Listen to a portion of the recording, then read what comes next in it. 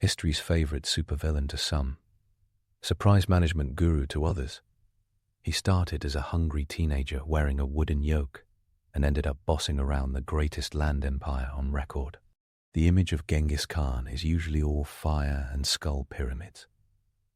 But the part that actually made the empire possible looked a lot more like a crash course in leadership under extreme conditions. He unified the Mongols, and he did it with a style that blended ruthless accountability, bold social engineering, and a very modern obsession with systems. The day he was born, around 1162 near the Onon and Kurlan rivers, the world did not roll out a red carpet, named either for a captured Tatar or because his name echoed the word for iron. Was the son of a minor chieftain, Yesugei, and his formidable mother, Hoelun. The steppe was less a country and more a mood. Endless grass, hard winters, and politics that ran on horse speed and grudges. The Mongols were not unified. They were a blender of lineages and sub-tribes that all spoke variants of the same language, but mostly agreed on one thing. They did not agree on anything. Then his father grabbed the wrong dinner. Yesugei was poisoned by Tatars around the early 1170s on a routine hospitality stop, a classic step, gotcha. The Taichud faction dumped the widow Hoelun and her kids to fend for themselves. The family scraped by on fish, wild onions, and marmot meat. The Secret History of the Mongols, a near-contemporary source compiled around 1240, lays out the grim details without any romance. One of Temujin's first big leadership lessons arrived with a family scandal. He killed his half-brother Bekta in a food dispute that also involved jealousy over marriage arrangements. That is not a feel-good anecdote. It is the moment he learned that leadership on the steppe started with imposing order, even brutally, inside his own circle. Sibling rivalry escalated into something that would get a modern AR department shut down. When the Taichud captured him and clapped a wooden kang on his neck, he escaped with the help of a man named Sorkin Shira. This is old school LinkedIn. One rescue, one favor, stored in long-term memory. He never forgot loyalty, and he never forgot disloyalty. These are the two columns in his mental ledger. Marriage to Berta of the Ongirat brought a political alliance and an actual partner. Berta mattered. After market raiders kidnapped her, Temujin pulled the kind of move that turns a minor nobody into a major somebody. He went to Togrul, the Karet Khan, whom his father had known, and to his childhood blood brother, Jamukha. The rescue turned into a high drama, high-stakes early coalition, and Berta returned. Their first son, Jochi, was born soon after. Chroniclers like Rashid al-Din later noted that gossips questioned Jochi's paternity. Temujin publicly treated Jochi as his own, a decision that was both personal and political. He chose unity inside the family in a culture where doubts could tear clans apart. From the late 1180s into the 1190s, his network got bolder. He gathered around him no-cur, personal companions, and sworn followers, who were bound by loyalty rather than lineage. Boorkyu and Jelmi showed up early and never left. In one battle, Temujin took an arrow in the neck, and Jelmi tended him, sucking the gushing wound clean and pouring in sour milk to stanch the bleeding, according to the Secret History. Not a glamorous first aid kit, but it worked. That single image says plenty about how he made it through the 1190s. Grit, improvisation, and people who would do whatever it took. He also understood optics. When still an upstart, he took a sable fur coat to Togrul as tribute, using a luxury item as a key to unlock a relationship. Smart gift-giving is older than email, and that sable coat opened doors. The Kerit alliance let him rebuild status and get payback on the Tatars, who had poisoned Yesugei. In 1196, aligned with the Jin dynasty's interests, He hammered Tatar groups. Revenge played out with metric efficiency. Adult male Tatars were killed by a calculated measure, taller than the height of a cart axle. Out. That is in The Secret History. And it was not metaphorical. Brutal personal justice, backed by a yardstick, strengthened his reputation for wrapping personal grudges inside public policy. But he also kept doing something that set him apart from other steppe bosses. He controlled the loot. When victory came, he stopped his men from freelancing and redivided spoils by share, not by whoever grabbed the biggest bag first. Several sources emphasize this ritual of counting spoils, publicly and repeatedly. Fair splits created a different tone in his camp, one that ordinary herders noticed. Tribal chiefs liked chaos, because chaos kept them on top. Temujin liked ledgers. By the late 1190s, he had a distinct brand. He rewarded courage. He poached rivals' talent. He promoted men who had nearly killed him, which is less insanity and more consequence culture. A famous example stands out. After one battle, a warrior named Jurakoadai admitted he had shot Temujin's horse. Instead of executing him, Temujin renamed him Jebi, arrow, and put him to work. Jebi later became one of the greatest generals of the age. That is not myth. It is recorded in Persian and Mongol sources. And historians like Juvayni and Rashid al-Din leaned in on how Temujin turned enemies into staffers. Feuding clans were a human resource pool. He repurposed them. He also broadcast the idea that birth rank did not seal your fate. Jamukha, his one-time ander, leaned aristocratic. Jamukha mocked Temujin for mixing high and low, nobles and commoners. Jamukha boiled 70 young men alive after a battle in 1201, a move that spooked a lot of fence-sitters into re-evaluating their allegiances. The Secret History calls it out specifically. Temujin went the other direction. He executed rival aristocrats who would not align, but he spared commoners and recruited their fighters. Aristocrats saw chaos. Commoners saw a ladder. The 1201 coalition against him gave Jamukha the title Gur Khan, a royal flourish borrowed from the Central Asian Khitan tradition. A thunderstorm during battle produced what looked like an omen. Jamukha claimed heaven's favor. Temujin kept walking toward logistics.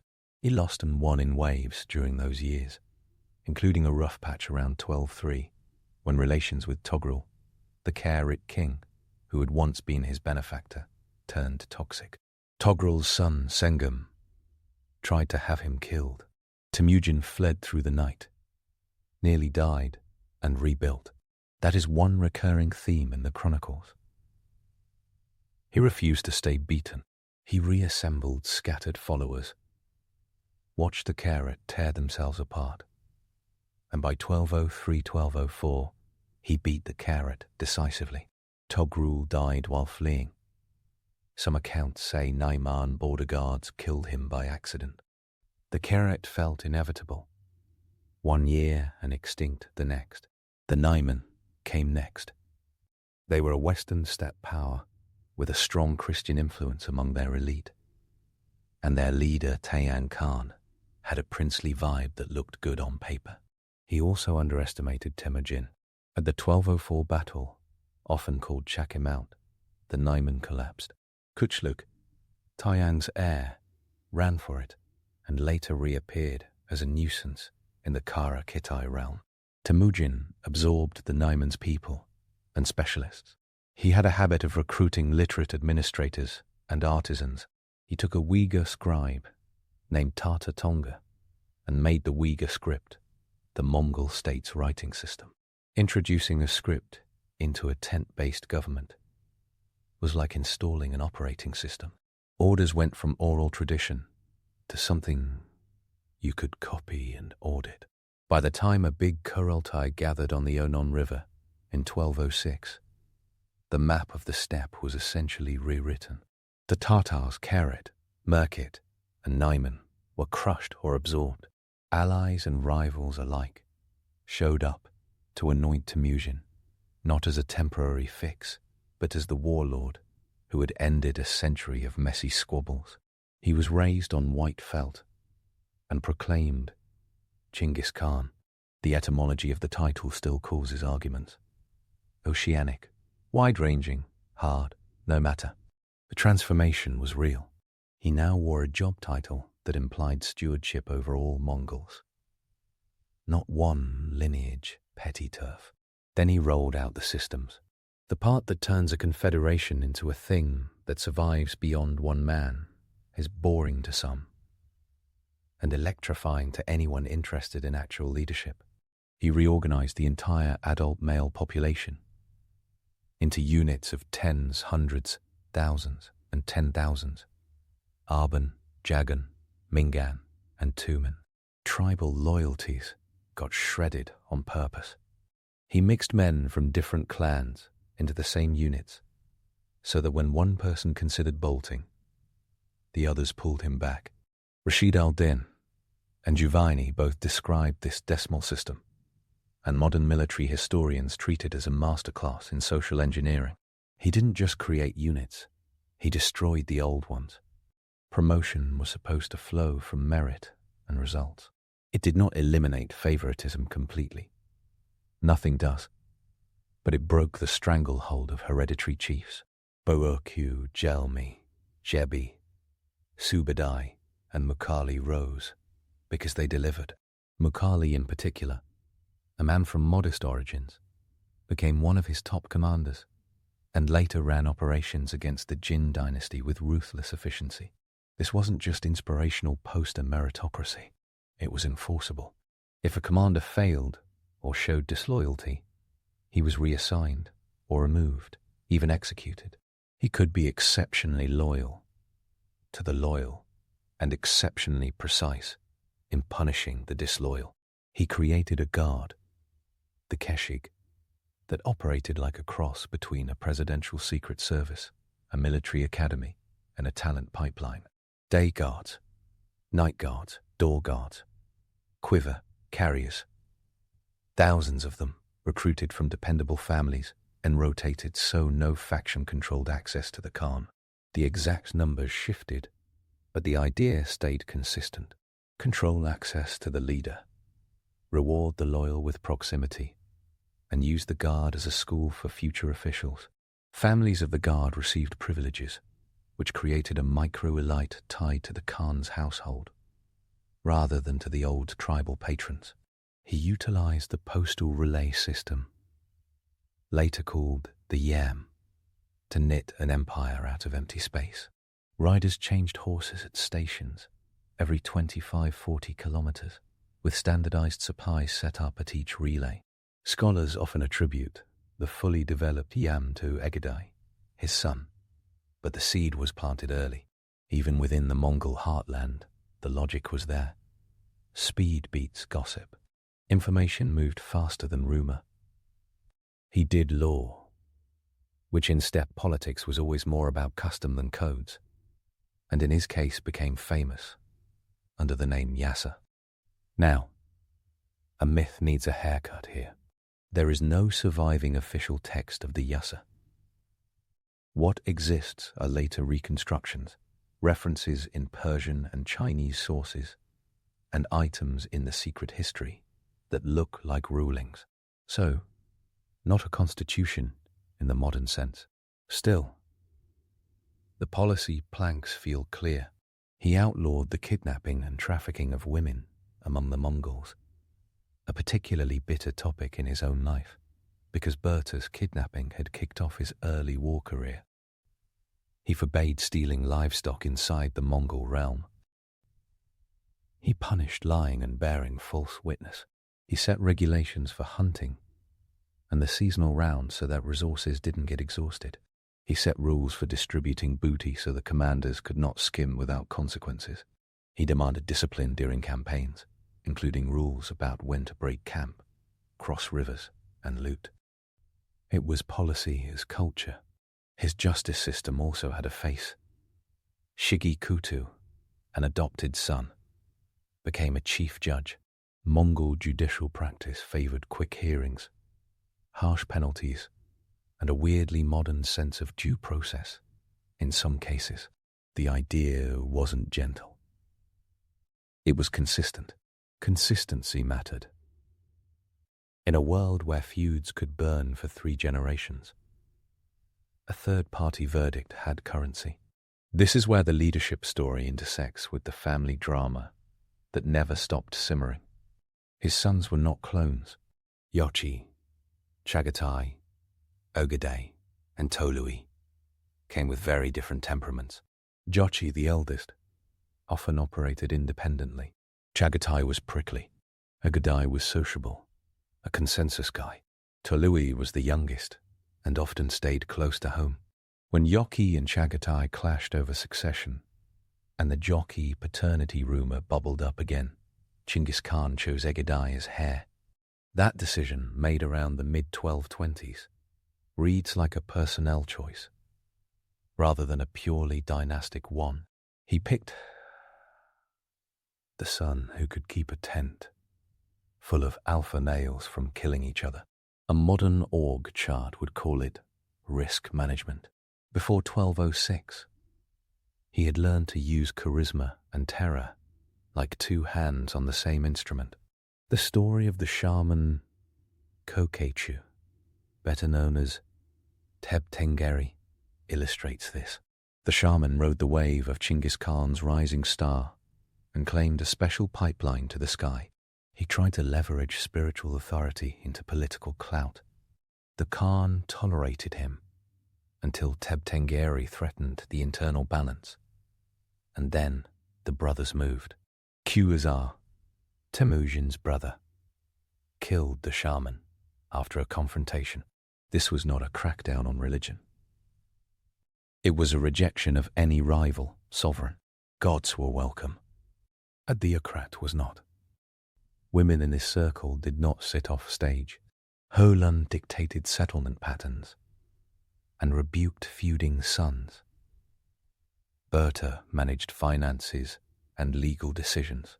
His daughters, most famously Alakai Beki, were married to allied leaders and often governed frontier regions. The so-called Kuregen system of sons-in-law binding peripheral tribes to the family network had real administrative muscle. That is leadership as a family franchise model. Religious tolerance was not a side hobby.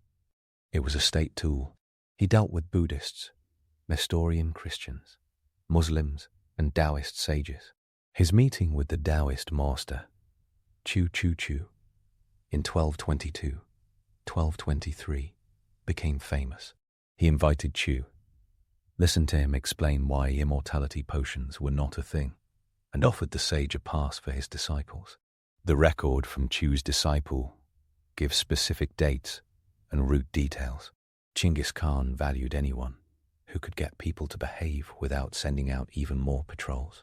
Inside the unified Mongol realm, his brand of justice kept recruiting new adherents. A fugitive from a rival camp could expect a hearing, not a ritual dismemberment. The commoner who showed initiative during a raid could get upgraded into the elite guard. The urban leader, who stole horses from his own men, could get demoted in public. That was the real magnetism. He created an incentive structure that worked for the lower half of steppe society. The old elite complained that their status had been watered down. They were right. That was the point. He also carried out a clean sweep of dangerous exiles with surgical precision. Jamaica, delivered into his hands by disgruntled allies around 1206, asked to be executed without the shedding of blood to preserve nobility. Genghis Khan honored that request. Jamaica died by a bloodless method. Accounts vary between strangulation and breaking his back. An end that mattered inside a culture where the manner of death was a political signal. Mercy here wasn't softness. It was optics. A final message to potential defectors that they could leave a losing team without being dragged through mud. The myth that he united the Mongols purely through violence misses the other half of the equation. He used appointments and marriage alliances like carpentry. He anchored his teenage marriage to Bert with a permanent alliance to the Ongirat. He took the Karet patronage from Togrul and turned it into property sprinkled among his own men. He married into the Onggud and used that tie to secure a strategic route in northern China. Every time a rival's coalition cracked, he grabbed not just the warriors but their administrators and brides. This is chess where half the pieces reproduce. His camp ran on surveillance and mobility, and he elevated both to statecraft. Scouts rode ahead with detailed instructions, not vague guesses. He imposed strict roles for military muster. Men were counted in units. Sheep and horses were counted for tax. Rashid al-Din describes the census in action and the punitive measures for dodging it. It was not bureaucracy for bureaucracy's sake. It was the source code for a federation that could go from the Siberian pines to the Gobi Desert without collapsing. He also understood when to let the market breathe. Merchants under Mongol protection received Pesa tablets, metal passports that let them move and trade through checkpoints without getting shaken down by every guard. The Pesa protected traders and couriers, a small policy with giant consequences. Information and credit could move. He was building an economy that could feed an army, that could conquer a city that would then feed an economy. He grasped the loop. The consolidations of the early 1200s came with stunning tests. In the battles against the Tatars and Karet, he had personally faced disaster and pulled out of it using speed and composure. At one point during the Karet conflict, the secret history describes his escape across a river under cover of night with only a handful of companions and a decoy fire to throw off pursuers. His camp discipline and his habit of selecting men who could handle stress kept the core intact. A leader under pressure becomes a case study in either adrenaline or collapse. He defaulted to the checklist. The scholars who wrote about him, Juvayni in the 1250s, Rashid al-Din around 1300, and the compilers of the Yuan Shi in 14th century China, had agendas and biases. Even so, certain patterns repeat across them. He had a sharp memory for insults and an even sharper memory for favors. He used family, but he did not let family wreck the system. He pivoted, often, when conditions changed. The secret history revels in the tiny, almost cinematic details. A child Temujin trapped in a kang, the older Temujin, insisting that plunder be redistributed under the eyes of the assembly. His household feeding orphans and widows taken in war, then folding them into the labor pool. He turned his vulnerabilities into policy. Childhood abandonment became a ban on abandoning comrades in battle. The kidnap of Bertie became a ban on bride stealing among the Mongols. The hunger pangs of his youth became a rationing system that punished hoarders. He looked at what had scarred him and calcified it into regulation. The sense of humor buried inside this machine comes through in the sheer audacity of some moves. He promoted the man who shot him. He welcomed defectors while calling their old masters cowardly.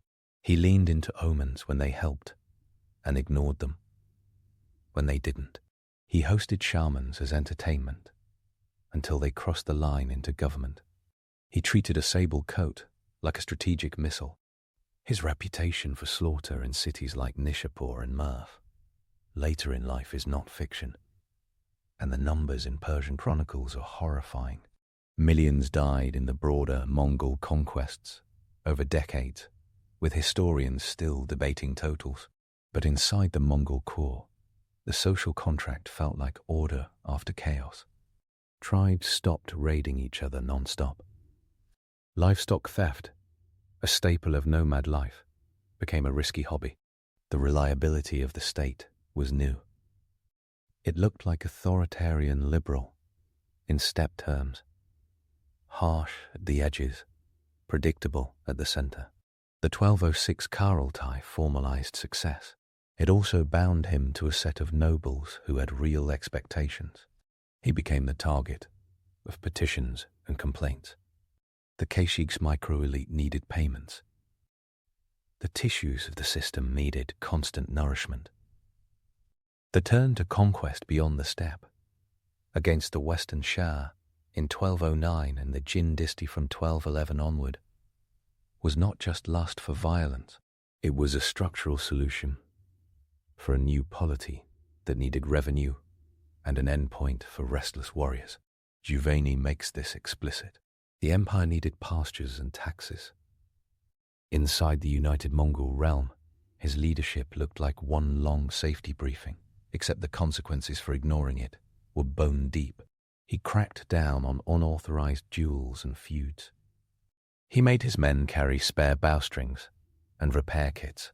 He forbade cutting water sources during campaigns, so animals and men could move after the army left. Hunter-gatherer common sense scaled up to a governance principle. The culture of the decimal units gave him another advantage: fluidity. He could detach tens and hundreds and plug them into a new campaign, almost like Lego. When he had to chase an enemy out across the Altai and back, he could do it without freezing the entire homeland. Or he could mass 10,000s into a hammer blow when a rival deserved no subtlety.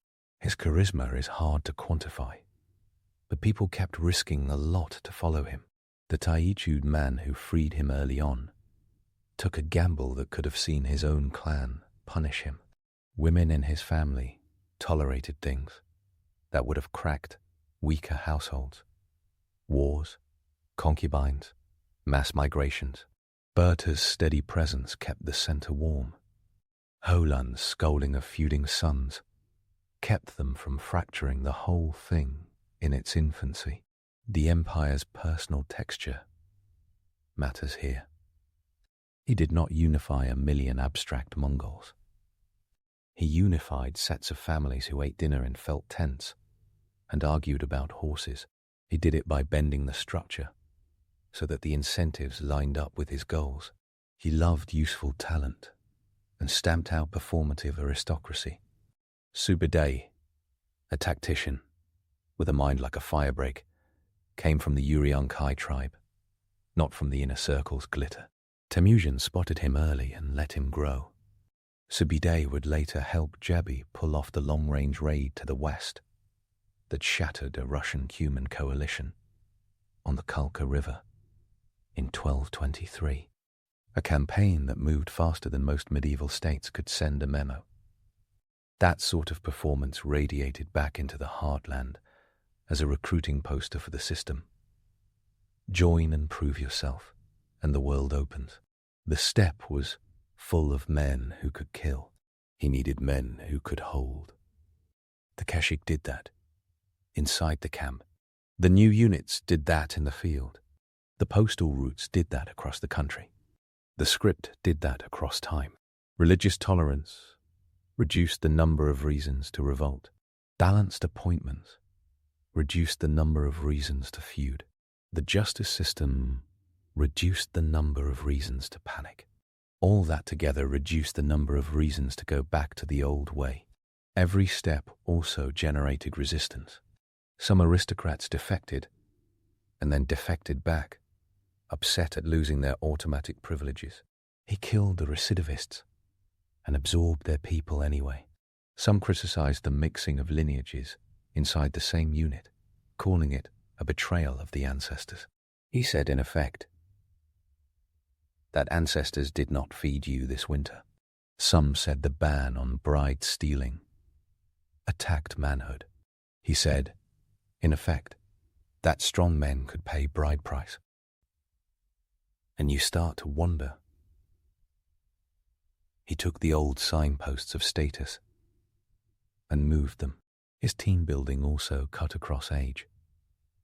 He took young boys into the camp to be trained in the Keshik. He adopted the sons of defeated leaders and raised them as elite courtiers. That was a long con. He removed potential threats from the field and planted them inside a system that taught them to value the center. It worked more often than it failed. There was theatre too. The white felt enthronement in 1206 worked because it looked like the community saying yes.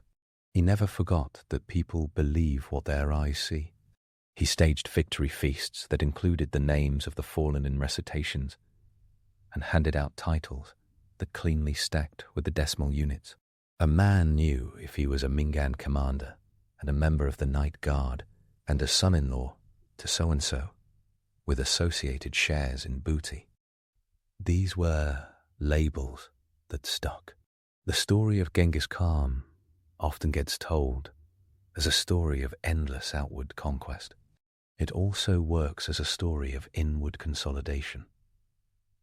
Uniting the Mongols meant turning a patchwork into a cloth. He cut the threads that didn't fit and wove new ones. Every time a foreign ruler expressed surprise at the speed of a Mongol attack, the cause was often a mundane piece of policy inside the Mongol homeland. Efficient logistics, a fresh horse, a uniform chain of command. That is the unglamorous truth.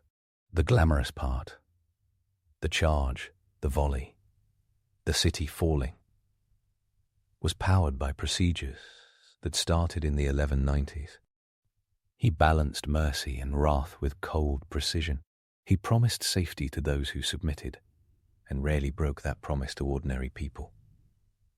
He reserved absolute punishment for holdout aristocrats and treacherous elites. That split was not kindness. It was a targeted deterrent. He needed commoners to believe that switching sides meant a better life. He needed elites to believe that resisting him meant annihilation. He succeeded at both. He used family politics as supply routes. He married daughters to high-value allies and then put those daughters in charge. He told sons to work in teams and punished them when they didn't. The fabled succession dispute between Jockey and Chagatai led to an heir choice, a G'day that preserved the whole. The later success of Tolui's wife, Sohartani Beki, in raising competent grandsons, is part of that original design. He created a family management culture that produced capable administrators, not just battle junkies. The image of him as a destroyer sits next to documentation of him as a builder. He put down the Merkit and then took their survivors in. He executed a rebel Taichud leader and then protected the Taichud families who stayed. He redistributed Keret herds after their fall so that his own men could set up stable camps and feed their families. He needed steady herds to pay steady guards to escort steady merchants. The loop again. He was the rare steppe leader who could make a decision at midnight and see it adopted by thousands of tents at dawn. That was not hypnosis. That was trust born of repeated fairness to the rank and file. He was brutally unfair to some. He was relentlessly fair to many. That matrix kept the machine from snapping. He took the old expectation, the idea that the steppe had to be anarchy, and replaced it with the idea that the steppe could be a system. The moment that switch flipped, uniting the Mongols stopped being a wild dream and turned into a logistical task. He defeated enemies in the field. He kaizened the home base. He made the Mongols into an identity that could survive alongside conquered peoples as an elite stratum, rather than a tribe that dissolved into neighbors with every defeat. The results are easy to tabulate because they are enormous. By 1206, the Mongol core was unified. By 1209, the Western Shah were a tributary. By 1211, 1215, the Jin dynasty had been thrown out of their northern capital, Zhengdu, present-day Beijing. By 1218 to 1223, the campaign against Khwarazm rolled, and the reconnaissance in force reached the steppes of southern Russia. None of that unfolds without the earlier choice to build a system that mixed men, counted animals, redistributed loot, guaranteed trade, punished theft, and made merit real. Even late in his life, the Unity Project kept demanding attention. Desertion was punished publicly. Courage was rewarded without delay. Boorchu got upgraded for chasing a stolen herd to the horizon. Jalmi got thanked for playing field medic with methods that would gross out a modern her, but saved a leader at a turning point. Jebba got a new name and a career for telling the truth. The stories travelled fire-fast and did the recruitment work that silver coins did in other lands. He died in 1227 during the final campaign against the Western Shah. The cause of death was not recorded with the precision that would satisfy a modern coroner. Legends sprouted: an injury, illness, a horse fall. What was precise was the succession that followed. Agadai took the throne. As planned, the unified Mongol core did not devolve into chaos. The machine survived the founder. That might be the most underrated achievement in a story full of spectacular ones. Modern historians do not idealize him. They count bodies from sieges and recoil at lines in Juveni that list heads like a warehouse inventory. They also read the secret history and see a man shaped by abandonment, who built a community that made abandonment a crime. They read Rashid al-Din and see a methodical mind operating beneath the storm. They read the Yuan Shi and see administrative choices that kept cash and horses moving. The myth says he was a one-man apocalypse. The record says he was a builder of the only thing that keeps apocalypse at bay: order. He united the Mongols by making their world less random. He punished chaos and promoted competence. He rarely wasted cruelty and never wasted talent. He sold the idea that loyalty to him was smarter than loyalty to a vanishing clan chief. He proved it by paying on time and killing on schedule. He taught warriors used to seasonal cattle raids to operate as parts of a machine that looked up from hooves and saw maps. He kept the winter from being hunger and the summer from being a festival of vendettas. He got them across rivers intact and into cities unimaginable to their grandfathers. He made the word Mongol mean something new. That newness changed the century. The comedy, such as it is, lives in the footnotes. A sable coat as a diplomatic tool, a rescue from a Kang turned into decades of loyalty. Horseblood as a medical treatment. A new name, Jebi, gifted to a man who nearly killed him, then entrusted with entire campaigns. A religious audience that involved extending tax exemption to Taoist monks after being told that immortality was not available on tap. A shaman shown the exit for getting too political. A teenage marriage that became a financial partnership. A mother who refused to mince words. A brother who dealt with a rogue priest using a medieval version of conflict resolution. The leadership itself looks like common sense, until one remembers that almost nobody did it as consistently. Count the men, count the horses, mix the units, pay fair shares, promote people who win, demote people who steal, punish men who abandon comrades, ban the practices that almost killed you, protect the traders who feed your system, tolerate religion, but not theocrats. Make marriage politics work for you, not against you. Keep a personal ledger of favors and honor it across years, across distance. Stage the rituals that keep the story coherent. Administrate like an accountant. Fight like a tornado. The numbers are stark.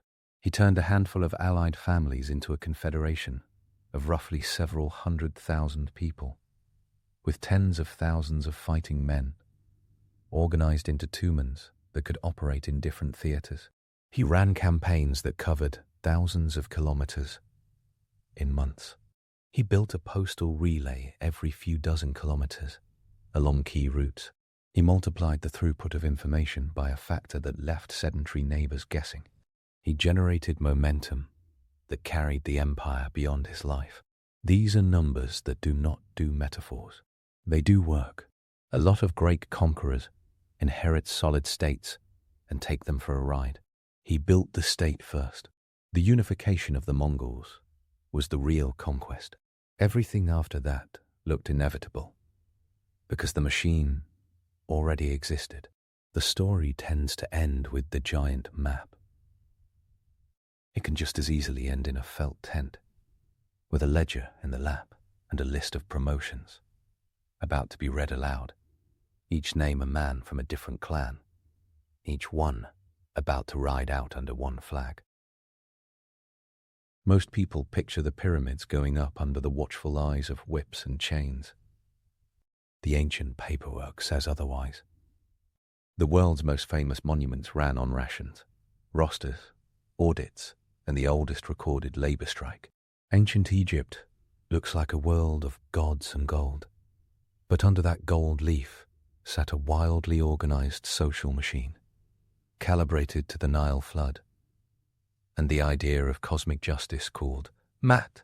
Everyone had a lane, from Pharaoh in the double crown to the woman brewing beer in a two-room house, and the lanes overlapped in ways that turn the cliché upside down.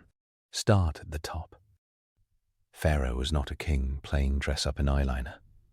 In inscriptions from the Old Kingdom, around 2686, 2181 Bess, he appears as Horus on earth, the one person supposed to keep the universe in balance. Titles spelled it out.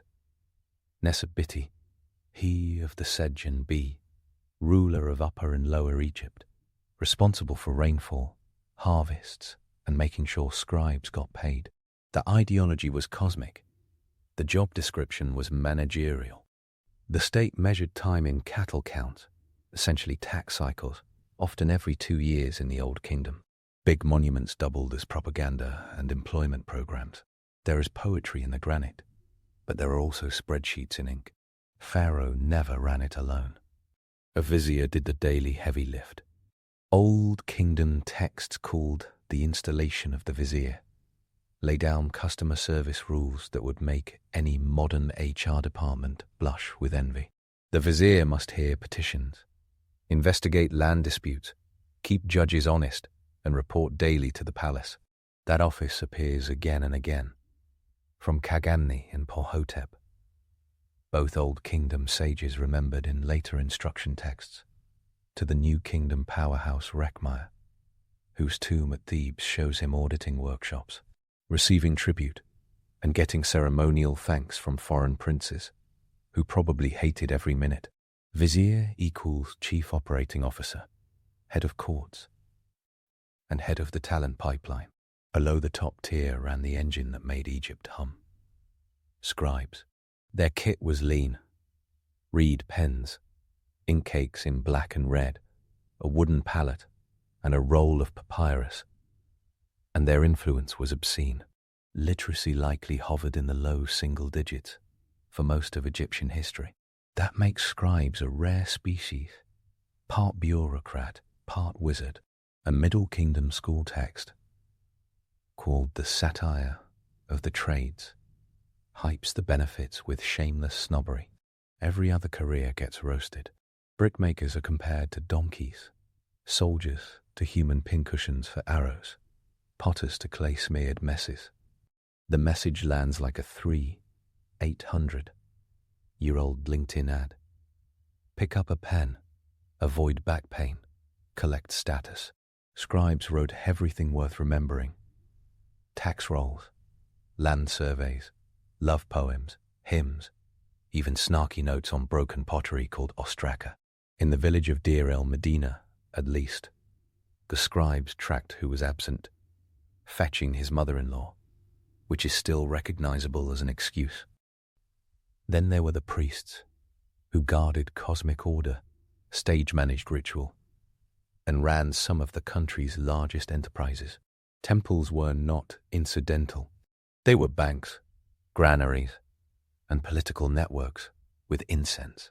During the New Kingdom, 1550-1070 Bess, the Amun priesthood at Karnak and Luxor became so flush with endowments that a single institution could rival the state.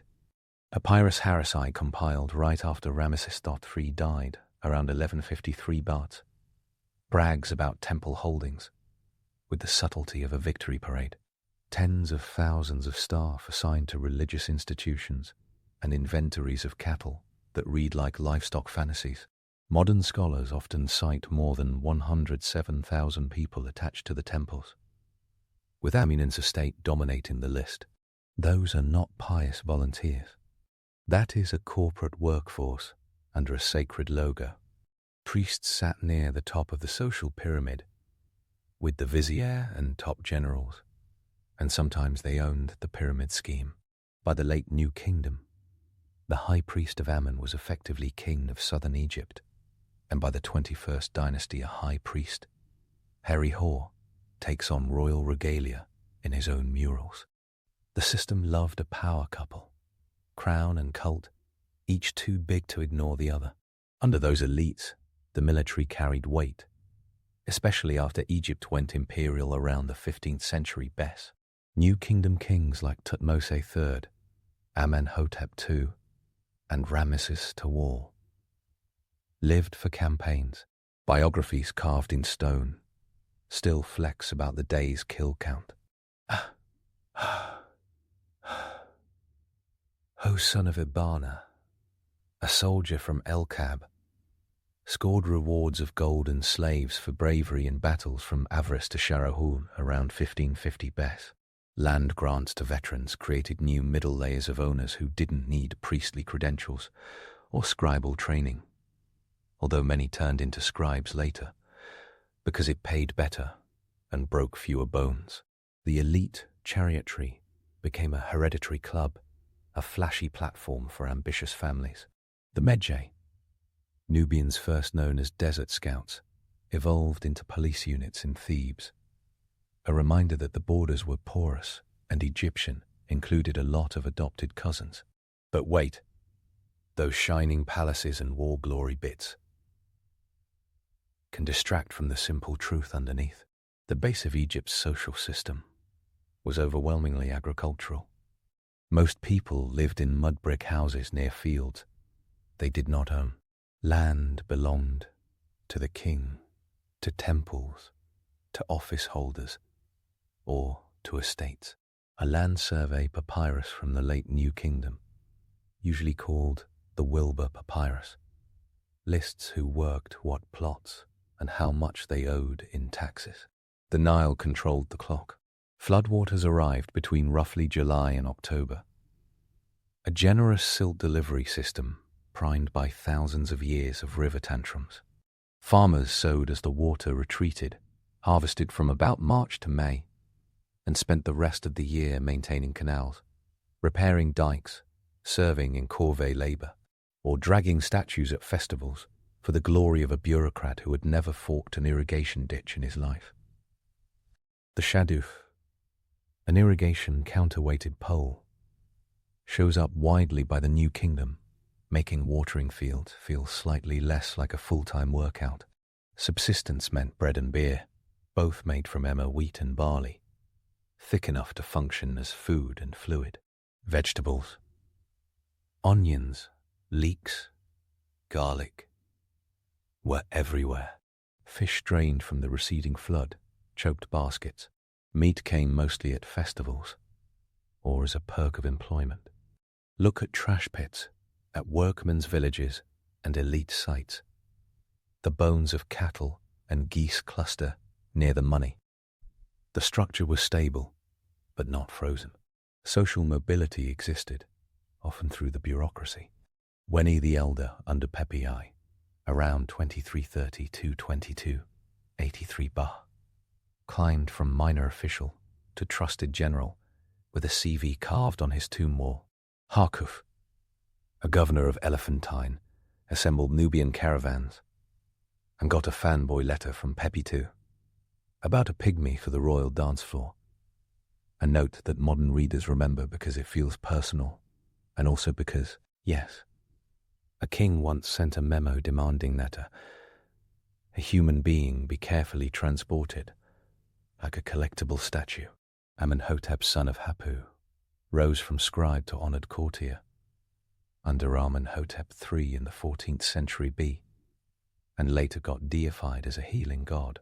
Ramesses I, founder of the 19th dynasty around 1292 BUS, started as a career soldier named Paramessu. He had connections and charisma, but not blue blood. The doors were heavy, the hinges squeaked, and yet they moved. The pyramid labor myth deserves a targeted demolition. Evidence from Giza makes mincemeat of the slave narrative. Archaeologists uncovered the Hat el-Ghura workers' village near the pyramids, with bakeries, barracks, and administrators' houses. Cemetery clusters nearby contain burials of workers with respect and offerings, not disposable slave pits. Bones show healed injuries and medical care.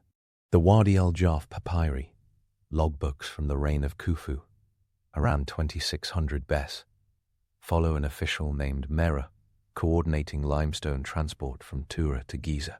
His team functioned like a shipping company with managers and scheduled runs. The construction workforce likely cycled through tens of thousands seasonally, with a core of a few thousand specialists on the payroll full-time. Think union crews, not captive mobs. Payment arrived in rations: grain, beer, fish, cloth. The evidence piles up, grain sack by grain sack. This is the part of history that should make Hollywood jealous. Chains make for tidy visuals. Timesheets are harder to draw, but a lot more interesting. Artisans at the highest end of the skilled labor ladder landed at Deir el-Medina, the elite village of tomb builders for the Valley of the Kings. Founded under Amenhotep I and Thutmose I, around the early 15th century BY, it housed a workforce of roughly 120 craftsmen at any given time, split into left and right gangs with foremen and scribes. Family houses lined a single street, a stick of a village pinned between cliffs and the desert. They worked on the most exclusive real estate in Egypt, underground mansions for kings, queens, and princes.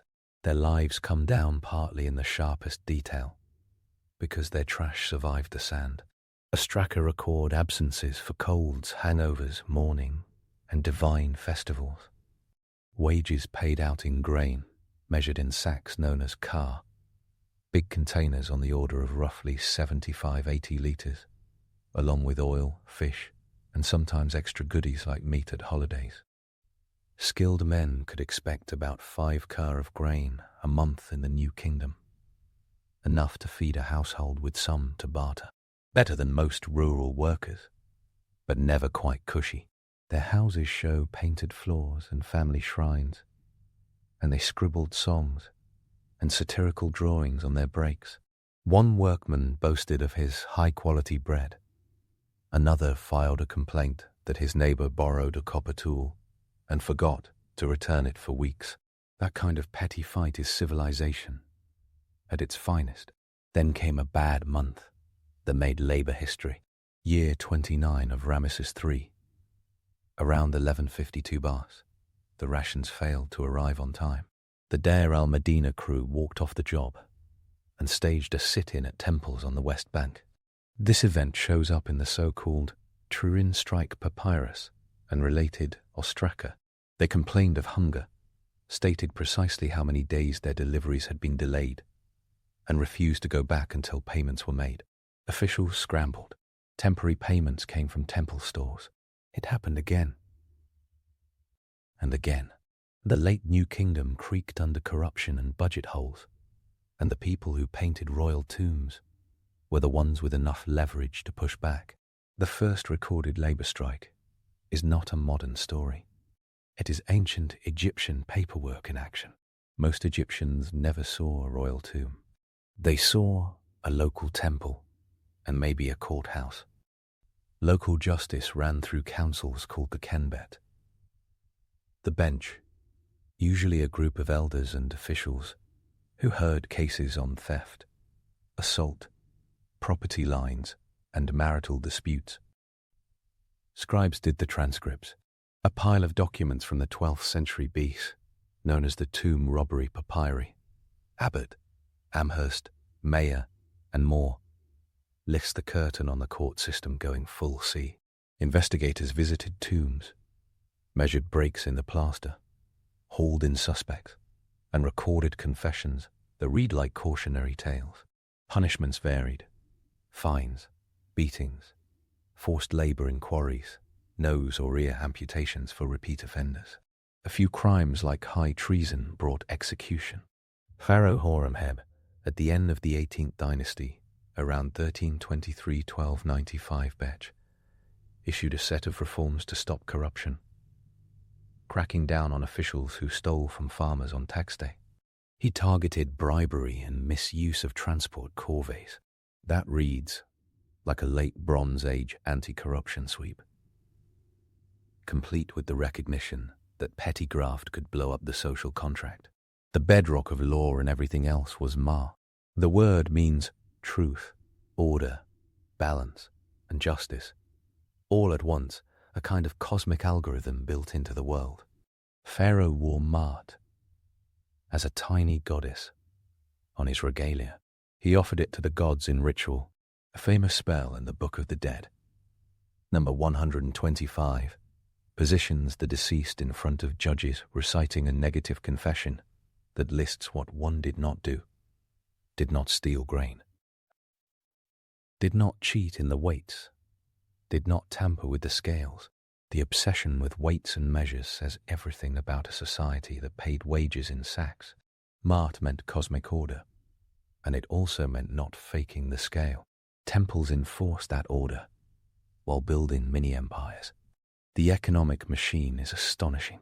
The Papyrus Archive of Kahun, a pyramid town from the 12th dynasty around 1880 B, shows physician rosters, tool inventories, and monthly ration lists for workers building Senusret Dir's pyramid. Deeds and leases named tenants on temple lands, and the records show women signing contracts, subletting rooms, and calling in loans. The binary of ancient equals patriarchal stagnation melts under the math. In Egypt, women had property rights that shock later societies in the region. Wives brought dowries into marriages. Divorced women could take property out. The will of Nornakte from Deir el Medina, around 1150 Bess, records a woman disinheriting rude children while rewarding the ones who cared for her, a move that feels both familiar and petty in the best human way. Names like Peseshet, an official in the Old Kingdom who appears as Lady Overseer of female physicians, suggest women in professional roles. This was not egalitarian utopia. Men monopolized high office, but exceptions were meaningful. Hatshepsut reigned c. 1473, 1458 B, took the throne as king, not queen regent, and built an ideological case for it, with divine birth inscriptions at her temple at Deir el-Bahari. Later, the office called God's wife of Ammon gave royal women in Thebes economic clout and ritual authority, especially from the third intermediate period onward. Power moved through marriage alliances and temple titles almost as much as through swords.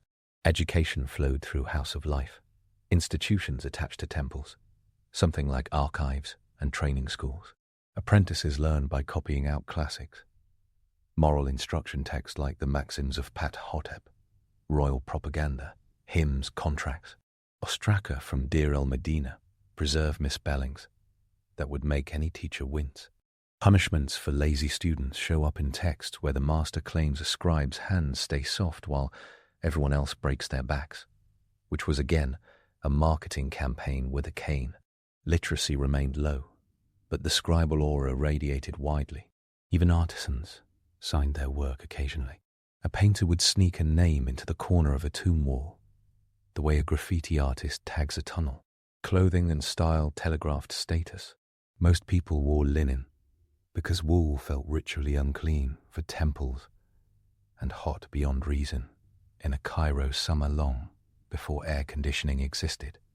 Rich men in the New Kingdom swanned about in pleated kilts and diaphanous shirts that said something like, "I control a granary and a stylist."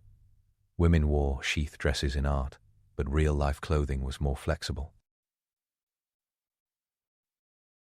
Especially for workers. Cosmetic palettes were everywhere. Kohl eyeliner, made from galena and other lead salts, guarded against glare and eye infections. Modern research suggests it triggered nitric oxide production in tiny doses that helped kill bacteria. The look started as a public health choice and became fashion. Wigs meant cleanliness and social messaging. Perfumed cones of fat in banqueting scenes ride on the heads of guests like soft-serve crowns, and likely melted slowly, which is both glamorous and horrifying. Housing mirrored social layers. At Amarna, Akhenaten's short-lived capital, around 1340 B, the city map reads like a corporate diagram. Palaces and elite villas strutted around the main road, complete with gardens, pools, and reception halls big enough to echo. Middle-level houses had painted floors, little shrines, and storerooms. The small houses of servants and labourers packed tight along side streets.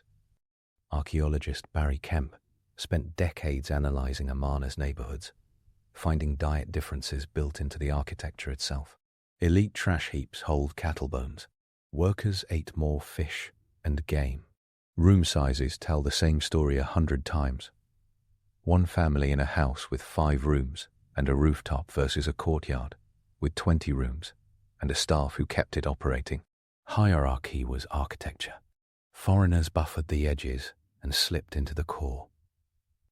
The Hyksos, Canaanite speakers, who drifted into Egypt during the Second Intermediate Period, established a dynasty at Avaris around 1650–1550 BC and brought horses and chariots into warfare. Later, Libyan chiefs and Nubian kings of Kush ruled parts of Egypt. The Kushite 25th dynasty, around 747, 656 BC, wrapped themselves in pharaoh-knocking heritage with gusto, restoring temples, using classic royal titles, and building pyramids in Nubia at sites like El Kuru and Nuri. After 525 BC, Persians under Cambyses X incorporated Egypt into the Achaemenid Empire, and after 332 BC, Alexander the Great and his successors, the Ptolemies, dropped Greek city culture and coinage into the mix. Social structure bent with each regime. Greek soldiers in Ptolemaic garrisons got land grants. Greek and Egyptian court systems sometimes ran in parallel. The Rosetta Stone in 196 Beth, a royal decree in hieroglyphic, Demotic, and Greek, reads like a trilingual corporate memo, promising tax relief, temple offerings, and a new statue program to keep everyone on side. Through all the changes, the underlying math of fields and rations kept humming. That math looked like this. Value lived in grain, oil, cloth, and labor days. The unit called the Devon measured weight, not coinage, usually around 90 grams in the New Kingdom, but variable by metal and period. People priced goods in Devon of copper or silver, while physically handing over jars of oil or bundles of linen. Silver was rarer than gold in Egypt because the Nile Valley lacked native sources, so silver frequently carried a higher value ratio. The temple or palace granary served as the exchange office. It was a logistical world that would fluster anyone used to coins jingling in a pocket. The logic had advantages. Famine policy meant releasing grain from royal stores at set ratios. The flip side was easy corruption. A scribe with a flexible scale could skim value off every transaction, like a service fee. Horemheb knew. So did the lower courts, which heard case after case about weights, that do not weigh. Back to the very top. The ideology of kingship sold itself with pageantry and concrete benefits. Festivals mattered. The Opet Festival in Thebes paraded Ammon, Mut, and Khonsu from Karnak to Luxor, a river and road procession that energized the entire city. The beautiful festival of the valley ferried statues from East Bank temples to West Bank mortuary temples, connecting the living with the dead in a loop that erased the stark line between workday and worship. These were public holidays with real budgets. Bakers received flour allowances. Brewers scaled up. Boatmen booked overtime. The state flexed not just in granite, but in party planning executed without a glitch. And there were glitches. Letters survive of officials, begging for better logistics because someone forgot the extra incense or the calves for sacrifice. Nothing says imperial might like a shortage of barbecue at the wrong moment. Even far from festivals, the state pressed in on daily life through tax and corvée labor. The word corvée still induces shudders. In Egypt, it supplied workforce rosters for canal repair, levee maintenance, and building campaigns. The logic ran like this. The land is the king's. The king issues the tax in labor or grain, and communities make it happen. Ostraka at Deir al-Medina list men, doing duty for the crown. Relief scenes of the Old Kingdom show labor gangs hauling colossal statues on sledges, water poured on sand to reduce friction, overseers with sticks looking motivational. It was exhausting. It also built infrastructure that made the harvests possible. Farmers paid the price, but collected the benefit when the flood ran clean through canals and every field drank.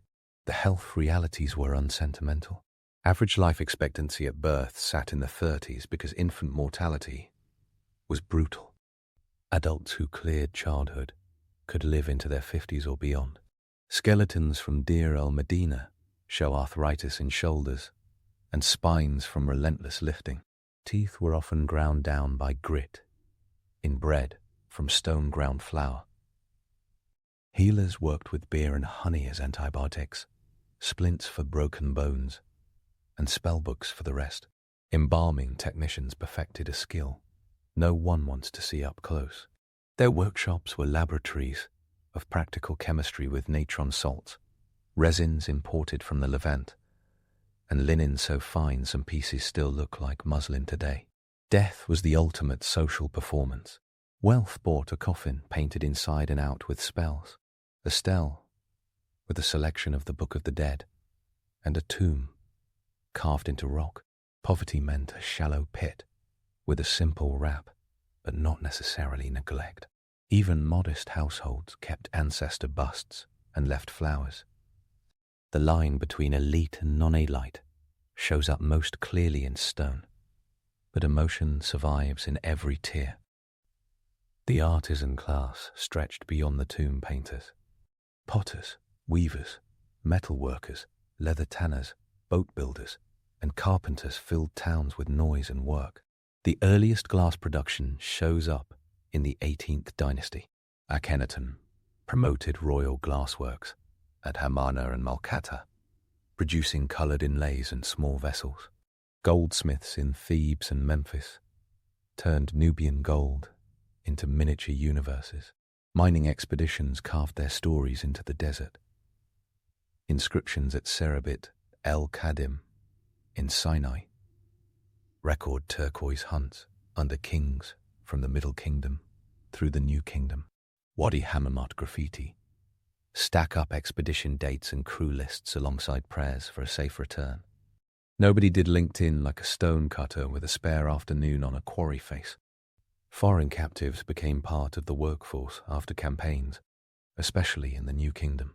The term slavery floats around with modern echoes. Egypt practiced forms of slavery, but in a variety of arrangements. Some captives became household servants or were assigned to temple estates. Others blended into villages over generations. Legal ownership existed, but the economy did not run primarily on slave plantations. The Pyramid era predates mass chattel slavery in the Mediterranean by centuries. The big agricultural engine used peasant households tied by tax obligations and periodic state demands, not slave gangs. The nuance matters. It keeps the real system in focus. A hierarchy of free status with heavy obligations and a margin of unfreedom that expanded and contracted depending on war and budget. Non-elites left more fingerprints than fame.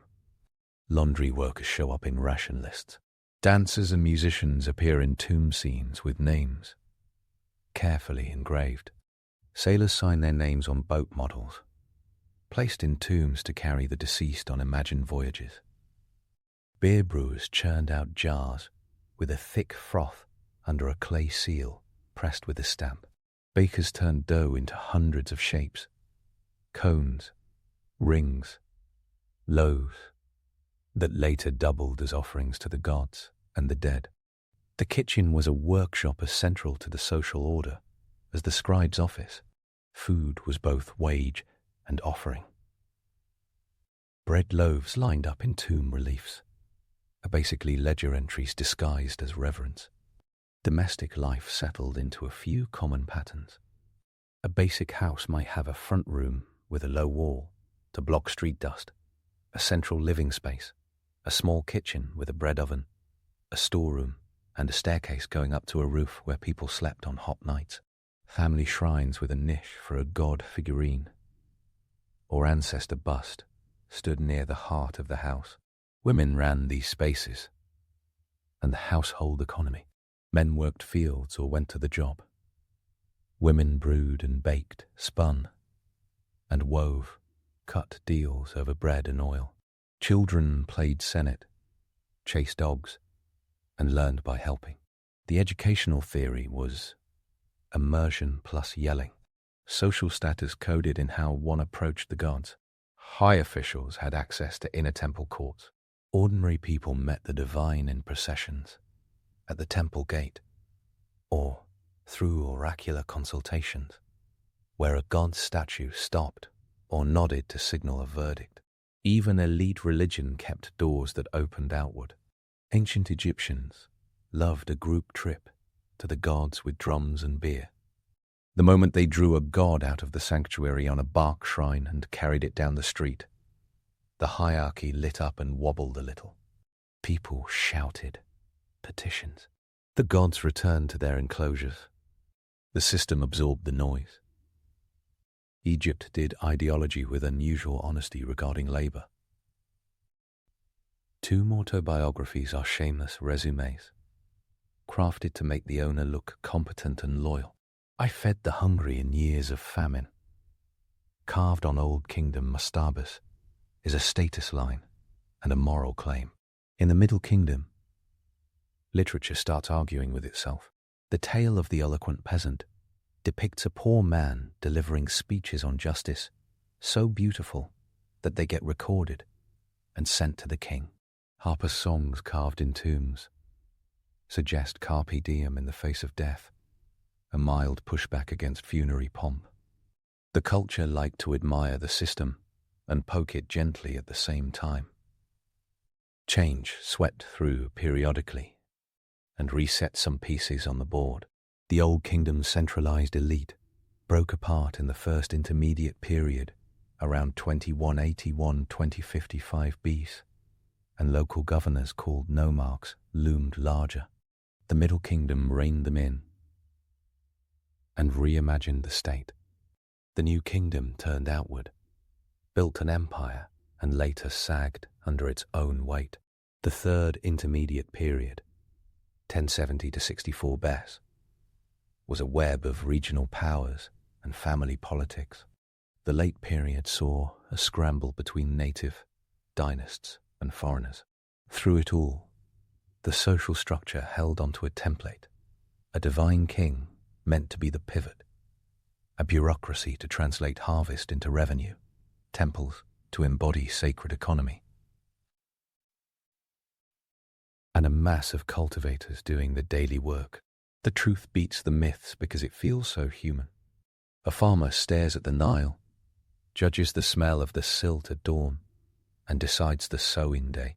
A scribe sits hunched over a papyrus list, writing the same names in slightly different ink month after month.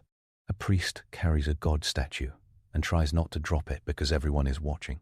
A royal official adjusts the seating chart at a banquet because someone important broke up with someone else, and gossip travels faster than boats in a sidewind. A soldier rubs ointment into bruises after a chariot drill. An embalmer checks the resin, nods at the mix, and moves to the next step with the fluid calm of an expert. These are not extras in a biblical epic. They are the operators of a society that lasted longer than some continents have been settled. Numbers throw shade on fantasy. Egypt ran on annual cycles, measured its land in are, squares of 100 royal cubits to a side, roughly 2,756 square meters, and assigned tax shares accordingly. Pharaoh's power waxed and waned, but the abstraction of the land never left the throne. The crown technically owned everything. In reality, office holders developed power bases through estates and temple patronage. Under Ramesses III, the accumulation hit a point where texts bragged not only about land and cattle, but also about people assigned to temples, like line items, more than 100,000. Those numbers show state and religious power fused into a joint venture. After the Bronze Age collapse around 1200, Bess blew holes in trade networks across the eastern Mediterranean. Egypt felt the squeeze. Scarcity reveals structure with cruel clarity. Rations get delayed. Strikes get recorded. Tombs get robbed. Courts spend their days chasing lost goods and punishing scapegoats. The social order did not break. It flexed, absorbed damage, and kept moving forward on smaller budgets. Even the court's private life served the hierarchy's myth. Hatshepsut's temple tells a story of her divine birth, with the god Ammon fathering her in a ritual text, complete with bedroom details in stone. Not because anyone believed literal god paternity, but because the myth justified a woman sitting on the throne, with men lined up to serve. Amenhotep III inflated kingship to solar dimensions, with colossal scarabs and festivals. Akhenaten tried to rewire the system by elevating Aten, the sun disk, above every god, and dragging the entire state to Amarna. The social impact was whiplash. Temples to Ammon, and others lost revenue. Sculptors changed styles overnight. After his death, the system snapped back.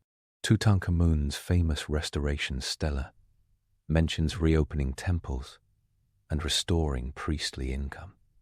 It reads like a fiscal policy memo dressed in piety. Reopen the economy, feed the temples, rehire the staff. The religious drama doubled as a payroll. Egypt's foreign relations rewired the social map every time a new overlord strode in. Persians introduced coinage and a broader imperial tax apparatus. Greeks layered their legal and administrative frameworks on top of Egyptian ones. Alexandria boomed into a city where Jews, Greeks, and Egyptians built neighborhoods and a library that tried to swallow every book on earth. The core pattern still resurfaced in villages upriver. Farmers, scribes, priests, merchants, grain up the river, orders down the river, festivals spilling joy into streets, one season at a time. Archaeology is the gift that keeps punking cliches. Worker cemeteries at Giza counter the slave myth. Ostraka at Deir el-Medina documents sinuses, debts, and office politics. The Wilbur Papyrus maps tax burdens field by field in the Ramesside era, showing how temple lands and royal lands coexisted and competed. Police reports from the late New Kingdom list stolen copper tools by weight and named suspects, as if the ancient Twitter rumor mill had gone to paper. The Merah Papyri at Wadi al-Jarf bring Khufu's pyramid into bureaucratic focus, with day-by-day notes on sailing schedules and delivery points. The pieces slot into a jigsaw puzzle that looks, at a distance, like power from above. Up close, it's power, negotiated on every street corner. Gender and family complicate the picture. As always, women could be plaintiffs and defendants in court, buy and sell property, and sign contracts. Their names appear on marriage agreements, some of which spelled out property arrangements in case of divorce, with a precision that modern lawyers would admire. Childcare appears in papyri in the form of weaning records, and in tomb art in the form of toddlers grabbing fruit. Men and women both show up in roles as scribes, although the male majority dominates that title. Elite women sometimes amassed stunning clout as temple officials. Queens like Ta, wife of Amenhotep III, appear in correspondence with foreign rulers in the Amarna letters, clay tablets in Akkadian cuneiform, because her status mattered internationally. The narrative is neither a miracle nor a disappointment. It's a society where status, wealth, and temple networks often mattered more than gender alone, and where the house, literally the building, structured much of daily labor. 3 words sum up why the system lasted: predictability, adaptability, and spectacle. Predictability arrived with the Nile flood and the annual tax rhythm. Adaptability meant nomarchs rising and falling, priesthoods waxing and waning, and people finding new ways to climb. Spectacle kept the whole project emotionally satisfying. Banquets with lute players, goose on plates, and perfumed oils underscore why anyone would buy into the system. That image is not just for kings. Middle-class banquets appear in tomb chapels, complete with delicate glass vessels, and girls with fish-shaped cosmetic applicators. The aesthetic was democratic in the sense that everyone wanted it and found a way to copy it, even on a smaller budget. Art is the social ladder's camouflage. The end game is practical awe. For over 2,000 years, from a unification around 3,100 BC under Narmer, represented on that famous palette with decapitated enemies, through the Old, Middle, and New Kingdoms, and on into the late period, Egypt kept the basic social code intact, while refitting it again and again. Pharaoh, vizier, priests, scribes, soldiers, artisans, farmers, foreigners folded in and changed the flavors. Some periods skewed more temple-heavy, others more military. The registers in tomb, reliefs, stacked scenes, one above the other like Instagram stories before phones were a bad idea. Each register said the same thing. Order exists and has a shape. The social structure was that shape, pinned not by fear alone, but by the conviction that cosmic truth had a spreadsheet. Modern scholars make this world articulate. Barry Kemp maps Amarna's city grid and pulls diet out of trash. Mark Lehner reads Giza's workers' barracks like a city plan and makes payrolls audible. Jan Assmann passes memory and Mart until ideology stops being mysterious and starts being a set of rituals that keeps people sane. Toby Wilkinson's work on early kings pulls kingship down from myth into bureaucracy. Salima Ikram talks mummies with the light touch of someone who has spent time with the dead and knows they were once simply alive. Donald Redford and Kenneth Kitchen battle over chronology, with the passion of 2 men who care about whether the year of the cattle count used to be every 2nd year, or sometimes every 1st. Their debates are not mere footnotes, they are reminders that details are exactly where truth lives. Lost in all that, then remembered. The Medjay as police rather than just Nubian others. The claim that the gods eat bread and drink beer, which makes offerings a direct salary to the sacred funneled through a temple's internal accounts. The local oracles consulted for mundane questions resolved in public. A scribe's notation about the day the team did not work because a snake showed up at the gate and the omen looked bad. Humble and cosmic at once. The entire state pointed to eternity, and the whole society reminded eternity to pour the grain on time. Power is never neutral, and ancient Egypt does not pretend otherwise. Kings inscribe stories where they always win, and their enemies always panic. Priests built sanctuaries with doorways that forced kneeling, borrowed from the language of subordination. Scribes took their cut in status as the gatekeepers of literacy. And yet, a tomb worker could shut down the system with a sit-in when rations were late. A widow could write a will that rewired inheritance lines. A soldier from a village could carve a life in stone that echoed into the 21st century, a biography outlasting every rumor. There is one more correction that never dies. The economics of the pyramids were not built on gold coins. Ancient Egyptians barely used coinage at all until the late period, and mostly after Persians and Greeks made it unavoidable. Wealth lived in piles of grain, soaking in mud brick silos. The social hierarchy was not just the lineup at court, but the queue at the granary window. A farmer recognized the scribe behind the scales, the foreman at the gate, the priest collecting temple dues. That triangle, state, temple, household, held the country together. Some stories end with decline. Egypt's does not. It changes address. After Rome annexed Egypt in 30 bars, the structure mutated again.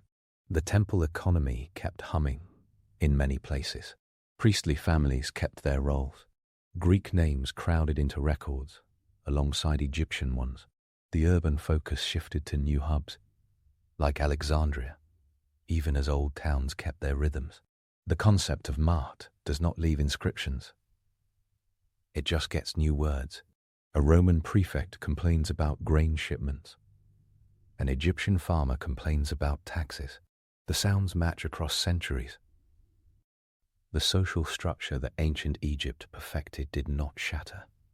It taught later states how to manage people and make the machinery look divine. The data points hold it together like pegs in a mortise. Old Kingdom, reign dates for pharaohs like Snefru, c. 26, 13 to 25, 89 BC, and Khufu, c.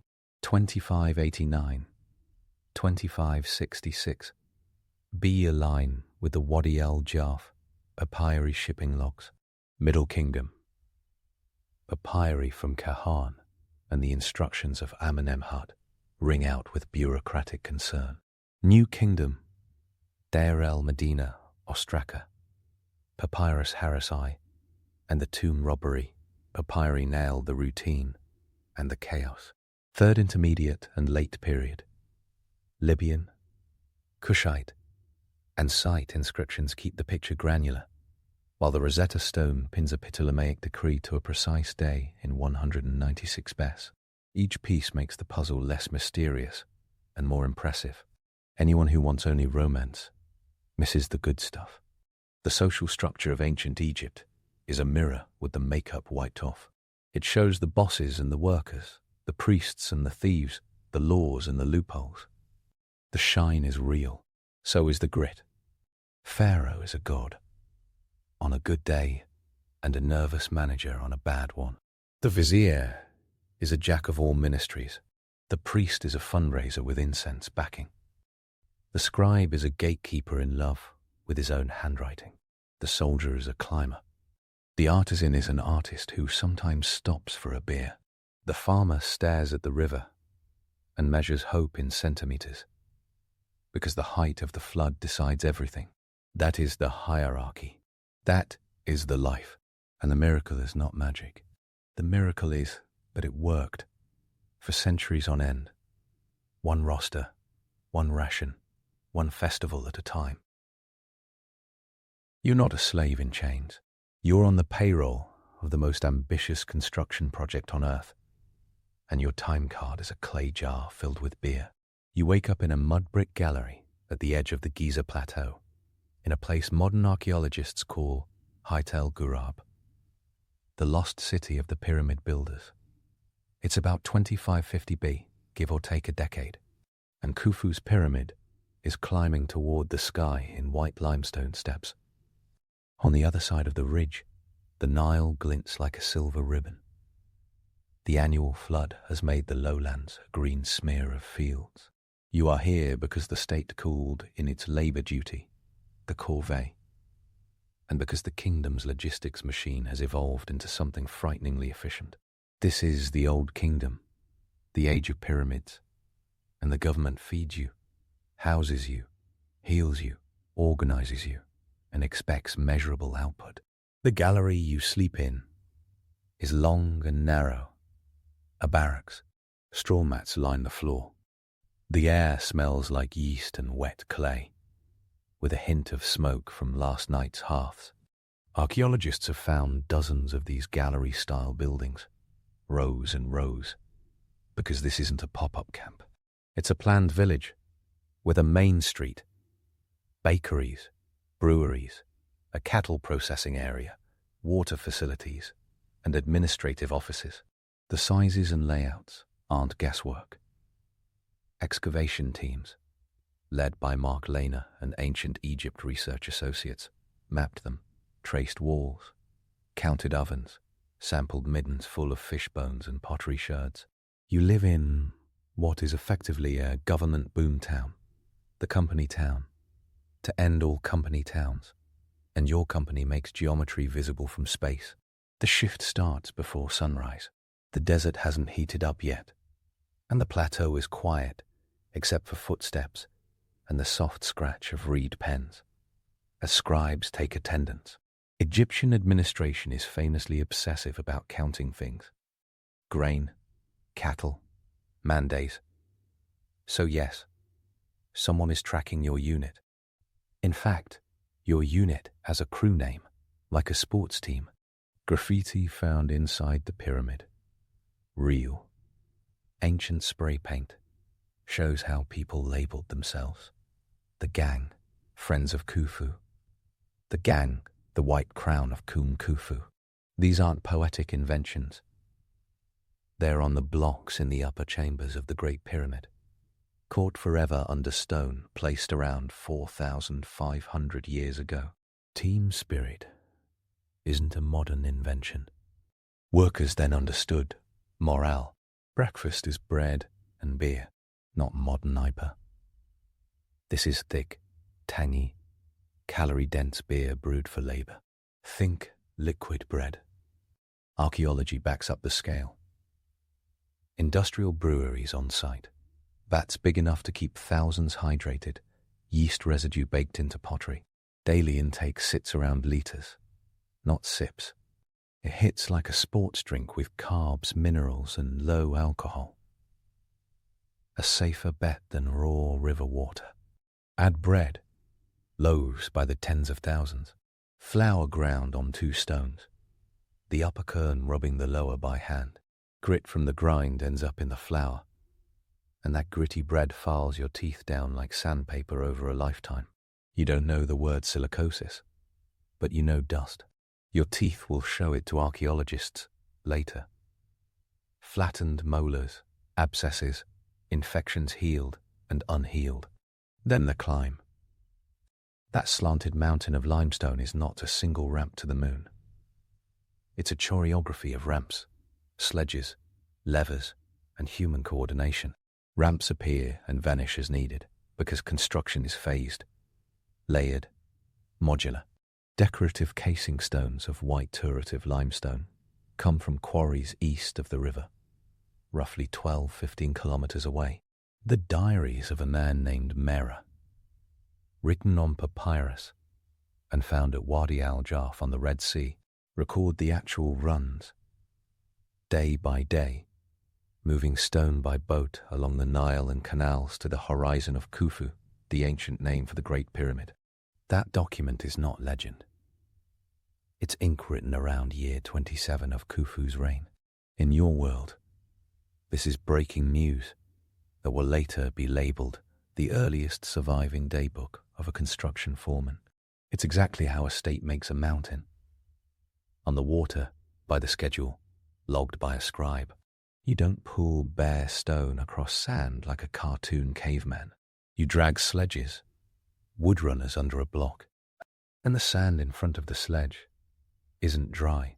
A painting from a tomb at Deir al-Medina shows someone pouring water ahead of a sledge, and modern physics tests have confirmed why that matters. Damp sand reduces friction. Wet it just enough, and the grains bond. The sledges ride higher, and the energy you spend drops significantly. It's ancient engineering, not alien magic. By mid-morning, the drag paths are slick with the faint gloss of mud, and the team's ropes sing that rope-burnt song. Dolerite pounders, dense black stone, bash at surfaces that copper can't carve. Copper chisels bite at softer limestone. Copper gets tired quickly. Tools bend, fatigue, and get reforged, recycled, replaced, because this is a bronze-free world. Sinai provides copper, and expeditions to the mines are documented in reliefs and inscriptions that name officials, supply lists, and counts. Even tool failure has a logistics plan. You hit the work face. Lines, fine incisions, mark where the block should go, scribed by men who know geometry intimately without using the word. Plumb bobs on strings drop from ridge to ridge.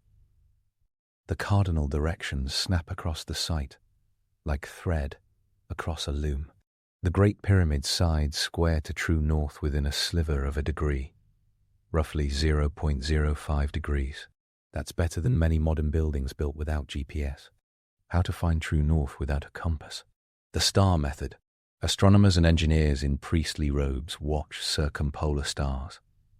Bright ones, like Kokab and Mizar, tracing their nightly loops, aligning sighting rods when a pair hits perfect alignment on the meridian.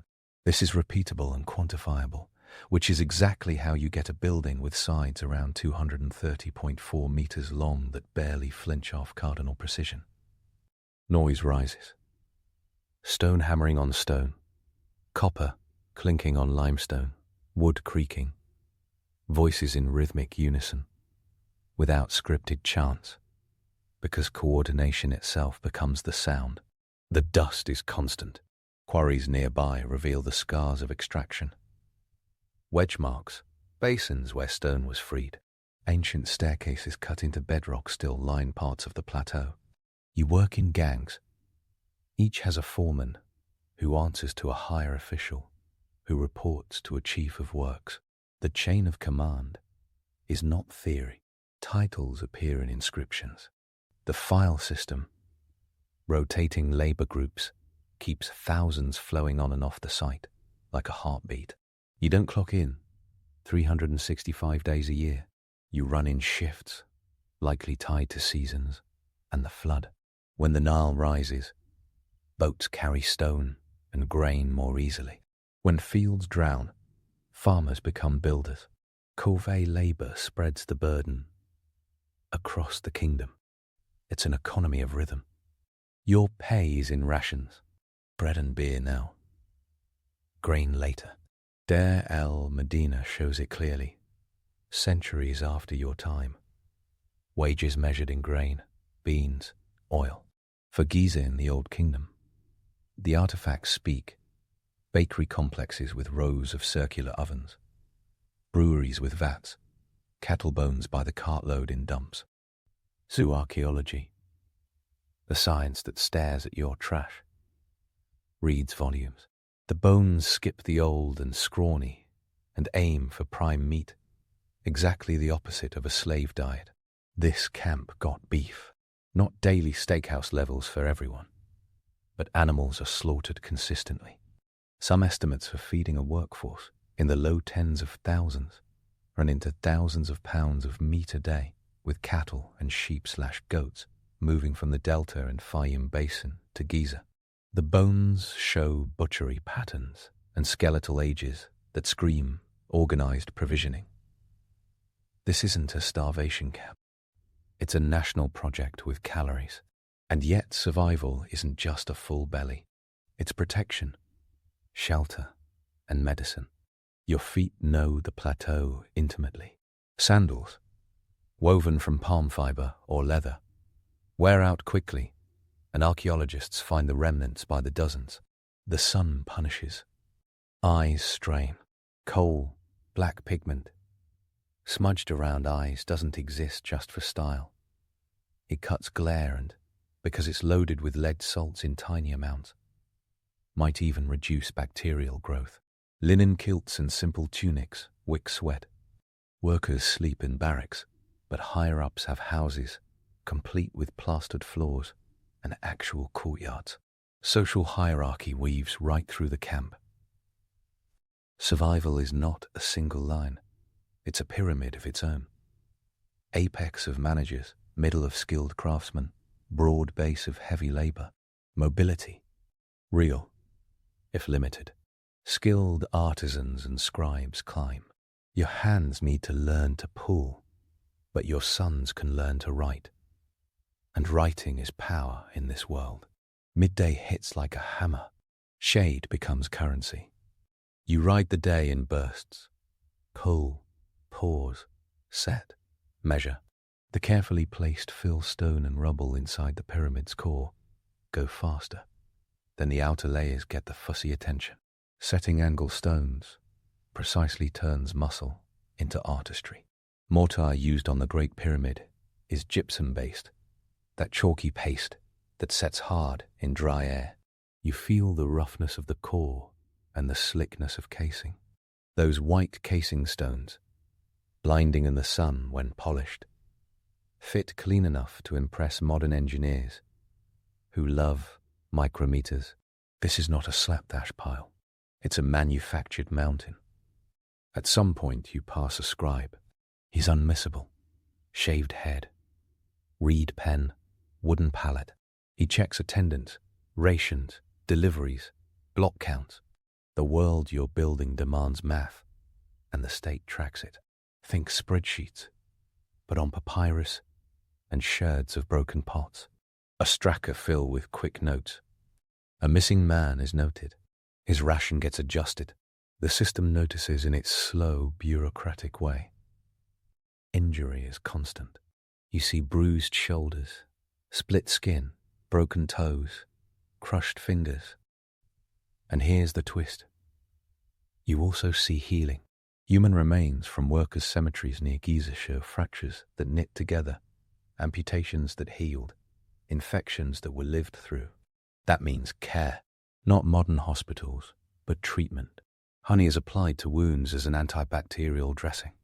This is attested in the Ebers papyrus, centuries after you, but the knowledge didn't appear suddenly.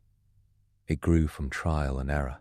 Herbs with salicylates, the chemical ancestor to aspirin, exist in the ancient pharmacopoeia. Willow bark tea lowered fevers, long before anyone wrote the word salicylic. Bandaging isn't a fancy afterlife thing, reserved for mummies. It's daily first aid. Bones get set with sticks and linen. It's a rough clinic, but it works often enough that archaeologists find old injuries you survived. Skilled specialists circulate.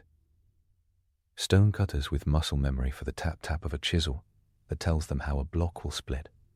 Rope makers who twist plant fibers by the thousands of meters. Carpenters who shape sledges and levers. Boatmen whose hands know river currents like you know the slope of the ramp. Granite arrives from Aswan hundreds of kilometers to the south. Upstream, its reddish heft a universe harder than local limestone. Some of those granite blocks in the king's chamber weigh in at 60 to 80 tons each. Their movement requires boatmen with nerves like steel and an entire choreography of ramps, channels, and gravity wrangling. These are not one-off miracles. They are standardized procedures, refined by experience, since Djusa's stepped pyramid went up at Saqqara under Imhotep, roughly a century before your time. Work groups cycle. Some finish a stint and go home to their villages, back to fields and irrigation ditches, traded for the hot teamwork of the plateau. Others stay as permanent crews, the specialists, the supervisors, the foremen with the good scribal connections. The head count pulses with the agricultural year. Instead of paying money, the state gives security. Grain during lean months, feasts during festivals, the pride of a tomb built near the sacred plateau, if you make it into a higher stratum of the workforce. Those worker burials have been found. Small mastabas and simple graves, some with jars, pottery, and inscriptions. Their bones show wear.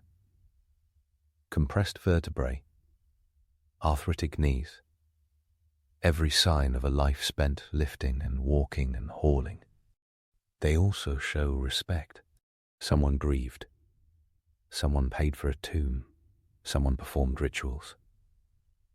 Ramps change under your feet. No single blueprint controls all of Giza. Each pyramid is its own problem set. Early on, a straight ramp might run up one face. Later, side ramps and spiral ramps wrap around because there is no point dragging a block farther than necessary. Internal ramps. The idea has its champions, but the evidence remains debated. What is not debated? You're moving blocks in 3 dimensions. With leverage. Levers are your secret weapon. A long beam, a fulcrum stone, a few men, and a block ratchets upward in small increments.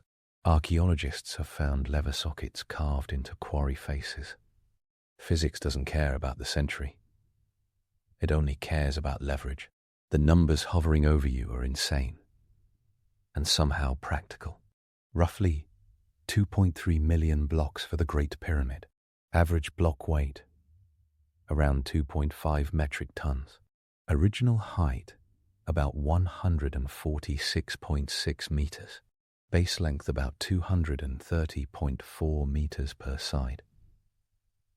A 45-century-old mountain shaped to a precision that suggests measuring rods, not vibes. Herodotus, writing 2,000 years after you, will throw out the number 100,000 for the workforce and talk about 20 years of construction. Modern archaeology cuts that workforce in half or more. A rotating 10,000 to 20,000 on site at peak makes much more logistical sense, with a core of 2,000 to 4,000 skilled workers, always present, and larger surges during hauling seasons. Anyone who's ever run a big project can smell the operational logic of those numbers. Cameras in the sky, the modern kind, would show the entire supply chain pulsing. Quarries on the east bank of the Nile at Tura glow, like a scar in the bedrock. Boats slip along canals built for the purpose. Because yes, canalization around Giza is real. Merer's papyri mention a harbour at the foot of the plateau, a basin where stone could be offloaded. The ancient Nile wasn't just a river. It was a distribution system. Warehouse scribes checked shipments. Foremen took delivery. Water turned rock into a travelling commodity. By late afternoon, the light goes honey pale and the plateau breathes out. Shift changes. The stone keeps arriving. You and your crew trudge back through the dust cloud toward the galleries. The smell changes from sharp stone to warm yeast. Dinner smells like lunch and breakfast. The brews are mapped to the labor output. Thicker for heavy work, lighter for ordinary days. Bread, again, but sometimes with onions, garlic, figs. The onion slander about Egyptians eating only onions is a later distortion. They liked onions a lot. Yes, but you're not surviving on aromatics alone. You feel the salt on your skin, the rawness of your palms, the hum of tired muscles. The jokes are crude, the laughter quick, the pride real. Graffiti on blocks is proof. Gangs mark their names proudly in red paint as they pass blocks to higher courses. If the idea of building for a god king feels abstract, the rituals make it concrete. The king becomes a conduit between your world and something immortal. And the pyramid is a ladder for his soul. He isn't immortal yet. He's a man with a massive public works department, but the ideology hits like a drumbeat in your life. Festivals where meat is distributed, public ceremonies that deliver the expensive magic of belonging. The state reinforces what your stomach already knows. You are part of something larger. You hear about the stones from beyond, granite from Aswan, basalt floors on other pyramid sites, alabaster altars. In your world, a block can travel hundreds of kilometers by water, on boats lashed together, moving with the flood. The boatmen know the channels, the shifting sandbars, the tricky winds, without keel and sail tech as later developed. They use oars and poles and square sails when the wind favors them. Skilled watermen integrate into the construction timeline. If the stone arrives late, the ramp crew waits, and waiting is expensive. That's why the papyri of Mera read like a captain's log. Deliveries have to hit their slots. Khufu's planners are not casual. You should be dead by 30. Statistically, life expectancy is short in literal averages, dragged down by infant mortality. If you survive childhood, you might see your 40s or 50s, and your bones will tell the story of each year. Some of you do, healed bones and teeth, etched with a lifetime of grit, say you did your time. You physically carry pieces of the Great Pyramid in your enamel. That's not poetry. That's an elemental exchange. The midday medical scene looks like improvisation and smells like science. A cut gets a paste of honey and resin. Honey's antimicrobial properties aren't a TED Talk. They're an observation that wounds dressed with it fester less. A pounding headache meets willow bark steeped in water. High irritation gets soot-based coal. A deep puncture might be fatal, because tetanus doesn't care about human ingenuity, and yet the survival rate for major fractures that archaeologists find points to a lived-in practical medicine. Bones show calluses where they were immobilized long enough to heal. There are funerary texts and medical papyri written later, but the knowledge flows along apprenticeships now. Midwives, bone setters, healers. No one writes orthopedics on a door, but hands learn anyway. You navigate risk every minute you're near the granite beams. They're placed in interlocking layers above the king's chamber to deflect weight. A coiled system inside a rigid volume. The angling of those giant monoliths is not obvious to the rookie eye. The men who slot them have built their way up to this moment through years of practice with limestone. Limestone forgives. Granite, not so much. A slip under granite is the final act. The human calculus says the payoff. A place in a state machine that feeds, houses, and maybe buries you with some honor exceeds the risk. For many, it does, until the day it doesn't. The myth that later storytellers love, that you were a slave whipped to death to satisfy a vanity project, falls apart under the debris of dining halls, stuffed with animal bones, and barracks with real planning. Enslaved labor exists in later Egyptian history, and coercion is always part of state power. But Giza's workforce looks like a national service system backed by a robust incentive structure. Unfreedom is real. Wages in bread aren't exactly negotiable, yet the evidence refuses to flatten your life into a chain gang. You're closer to a conscript in a total commitment public works project, whose political and spiritual spin makes it feel epic. The spiritual spin matters. The word for pyramid to you is not pyramid. It's something like Mer, a monument tied to the king's car, his life force. The orientation to the 4 cardinal points isn't decorative. It's cosmic. The whole site is an interface between the sky's eternal cycles, north, where the circumpolar stars never die, and the ground's human cycles, Flood, planting, harvest. Your back aches, and you know exactly why you're here. The kingship leverages cosmic order to get 2.3 million blocks in place, one by one, within the horizon of your lifetime. At night, the plateau chills. Stars pour down with the kind of clarity urban people forget exists. Every movement of those stars has been watched, recorded, turned into measures. You don't do the high math, but you benefit from the team that does. The alignment ritual that snapped the plan to the heavens is a memory now, left behind in foundation trenches and corner deposits where ceremonially buried offerings, maybe a bull's head, maybe jars, sanctified the footprint. That footprint holds your day job in precise bounds. Between beer, bread, beef, and a state-run support network, your survival looks surprisingly modern in its planning. The central authority budgets, allocates, counts. Harbours are built to feed it. Quarries are organised to supply it. Administrative offices hum with ink and sticks. Oversight has layers. And your name can be known to a scribe you'll never meet, because your crew is a line in his ledger. The machine is ancient, but the thinking is familiar. You see the benefits. You also see the costs. The galleries smell like too many people in too little space. Backs go out. Knees don't bounce back. Teeth throb from wear. Heatstroke trips men into delirium. Respite comes with festivals and after-work food, and maybe with stories about the king's immortality that make your aches feel smaller. Death is not invisible. It's a constant neighbour. The workers' cemetery has simple grave markers.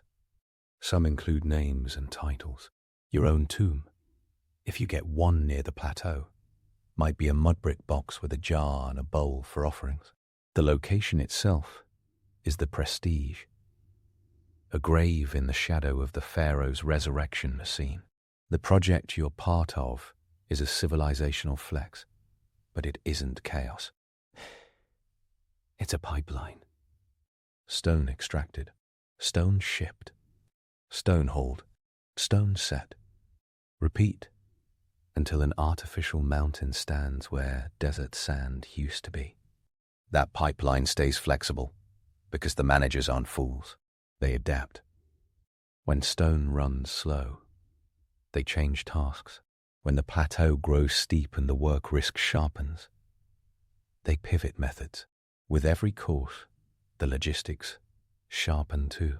Your job at course 50 is not your job at course 5. The talk around camp is exactly what you'd expect in a city of mud brick.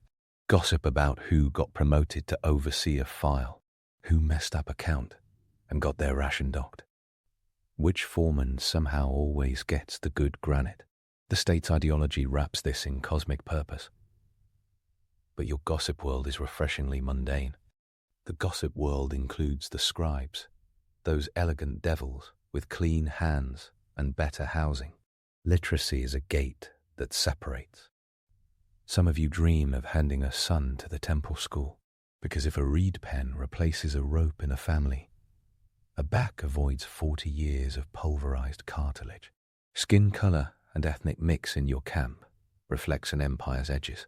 Egyptians dominate, but Nubians show up as soldiers and laborers. Levantine traders pass through with wood and other goods. The Old Kingdom reach spreads along the Nile into Nubia and out by sea to Sinai, where copper mines glint and turquoise is pried from the rock. Your world is not a sealed bubble. It's porous. The pyramid is a magnet for resources and people across a territory measured in weeks by foot and sail. Tools rotate through the repair shops. Copper chisels go blunt.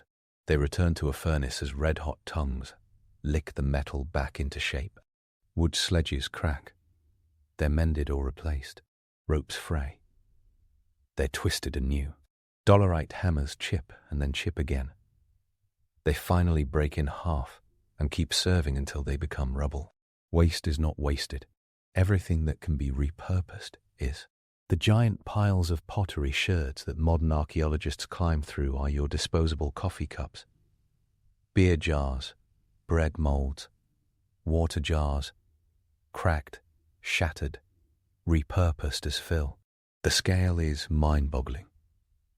Tens of thousands of vessels consumed by the camp in a year, if not more. The camp doesn't just feed people.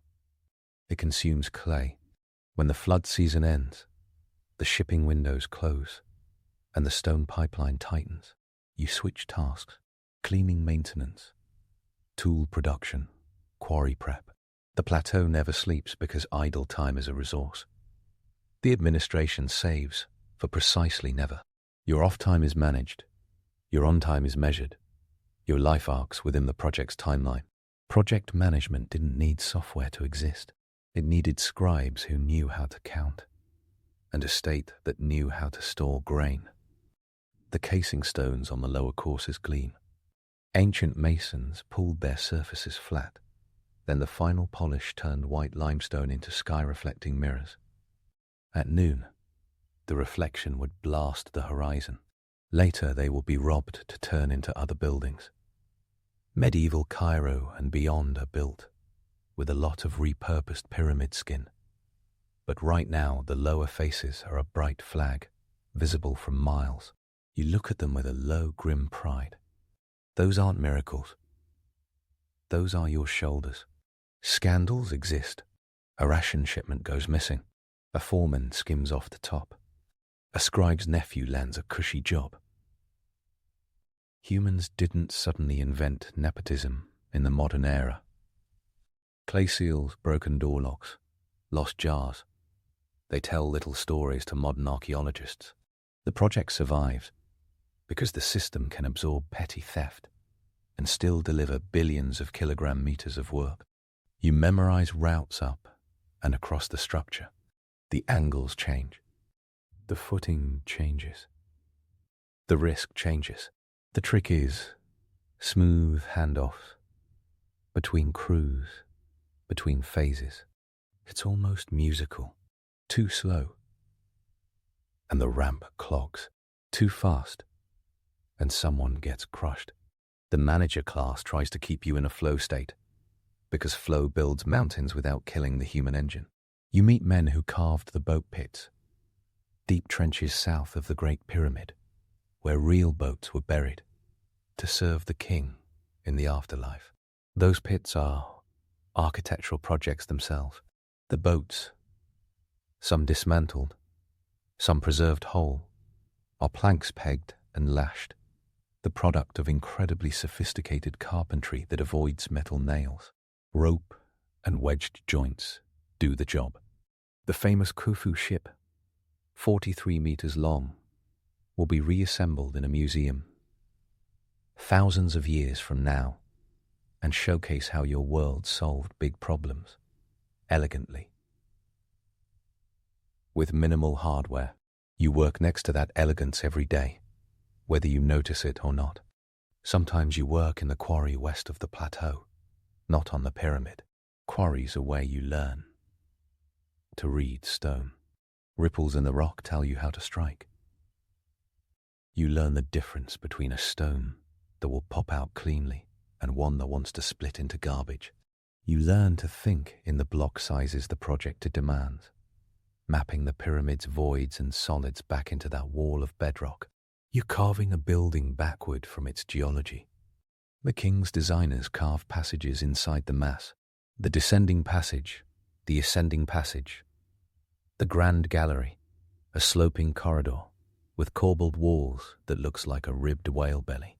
It is a hallway and a hoistway, a place where blocks can be controlled on their way up and in. Little niches, like the ones in the grand gallery, fit wooden spars to control ropes. Ingenious friction management lives in those walls. The interior plan is not a simple tomb shaft. It's an engineered machine. Long before clockwork exists, you survive the building of it by treating it like engineering, not magic. On days when the wind is wrong, the desert is a sandblaster. The ramp face becomes rough and grabby. The trick then is to keep the wetting team moving, buckets in hand, dampening the surface, but not soaking it into a sludge pit. There's a sweet spot between dry drag and wet sink. Your ankles know the difference instantly, and your shoulders pay the cost of getting it wrong. The administrative titles around you sound grand. Overseer of all works of the king, inspector of the side of the pyramid, overseer of 10. They appear in inscriptions and seal impressions. They map authority neatly. 10 men, 100 men, 1,000 men. Command scales. If your overseer is good, your crew moves like a single jointed animal. If he's bad, everything hurts and no one gets a promotion. The pyramid doesn't care about drama. It consumes the output. A good overseer wrings more man days from the same muscles, and that shows up in block counts. It gets noticed. When the season turns, the nights get colder. Your hands crack. Beer remains constant. It's more than hydration. It's social glue. At the brewery, women and men pour malt mash into jars and plug them with baskets while fermentation burps quietly.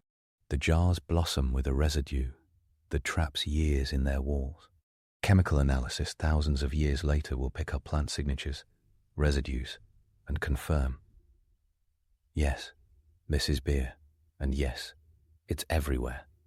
Your hydration plan would be the envy of a modern event planner. You scratch out lines on a scrap, an ostrakon, copying hieratic signs because literacy calls to you. The camp includes men who can teach for a price. A few signs, a few numbers, a tally mark, a name. Names mean identity. Without a name, you're just another back. With one, you're in a scribal mind's world, inscribed into the state's memory. Your gang's nickname goes on a block, and suddenly, you exist somewhere very high above your own head, inside stone. Your shoulders are stronger than your illusions about immortality. You know you will die. The pyramid's trick is that it makes that fact easier to eat. It reframes mortality as a project deliverable. If the king is set forever, you, the man who hauled limestone to make the king eternal, are attached by proxy to that eternity.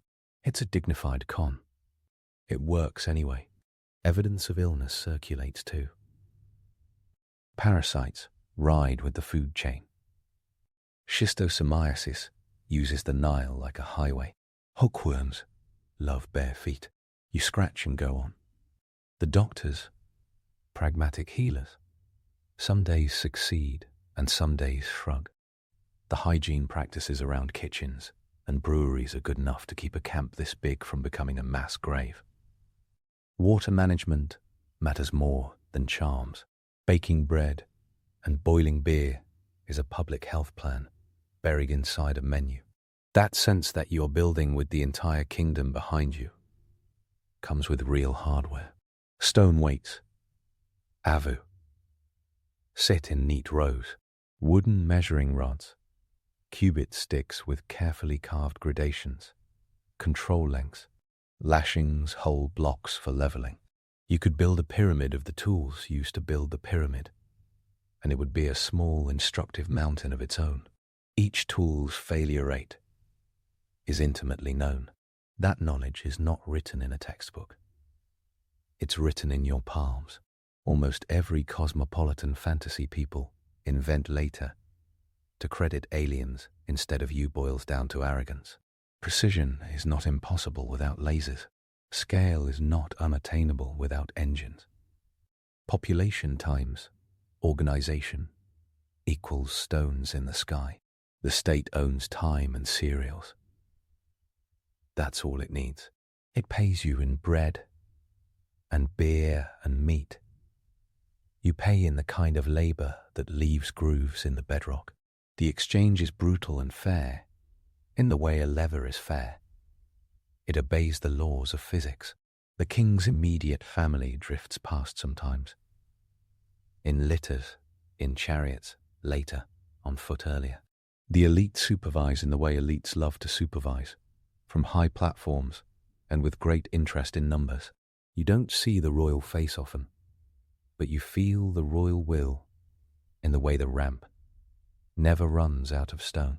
When a king dies, work ripples around the necropolis as new projects sprout like mushrooms. Your world is a chain of projects with your body as a link. The Great Pyramid's core stones, locked together with complicated jointing. The Egyptians didn't carve every block perfectly cubic. They shaped them to nestle.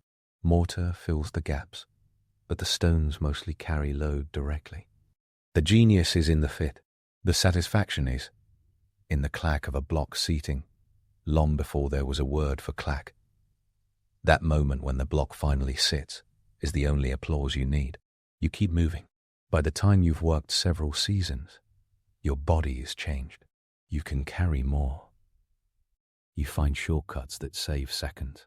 Those seconds stack into minutes, hours, days, blocks.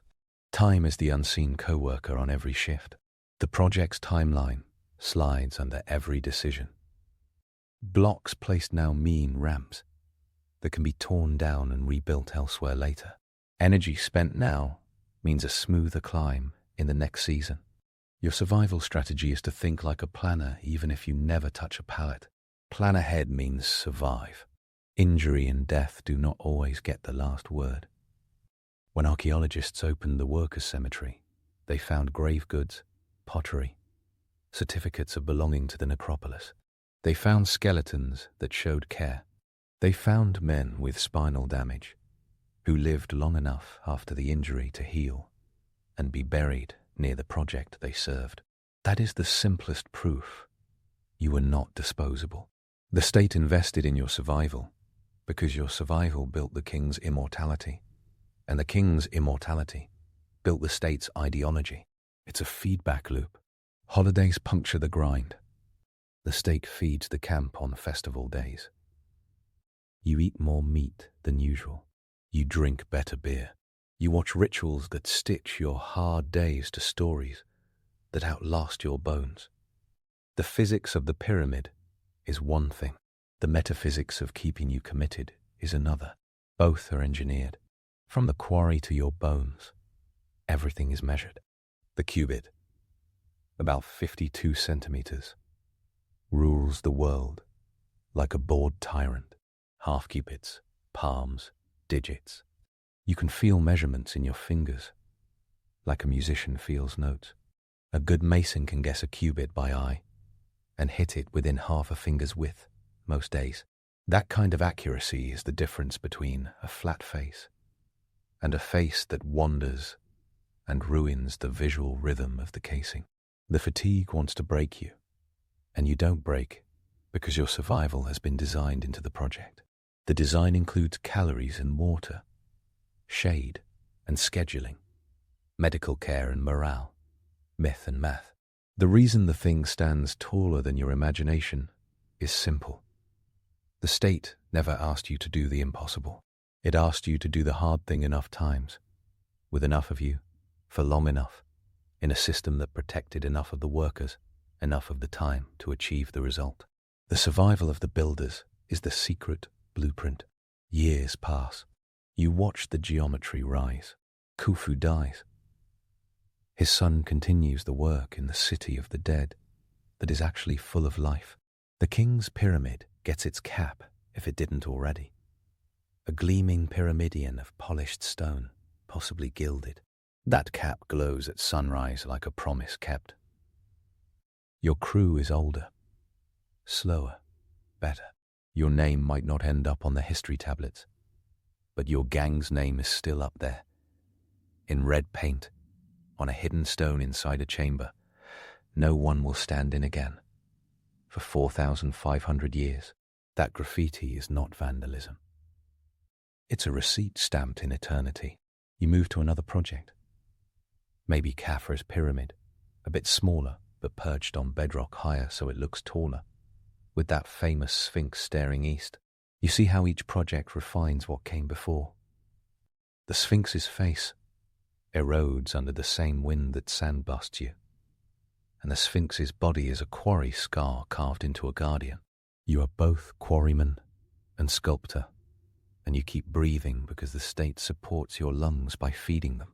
The scent of the plateau at dusk is ancient. Dust, baking bread, pungent beer, sweat, faint cattle, yet intensely human.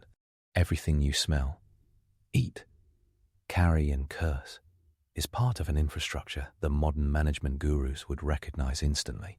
Resource allocation, just-in-time manufacturing, Old Kingdom style, quality control on stone fed, health services, basic but real, workforce branding, transport logistics tuned to seasonal cycles.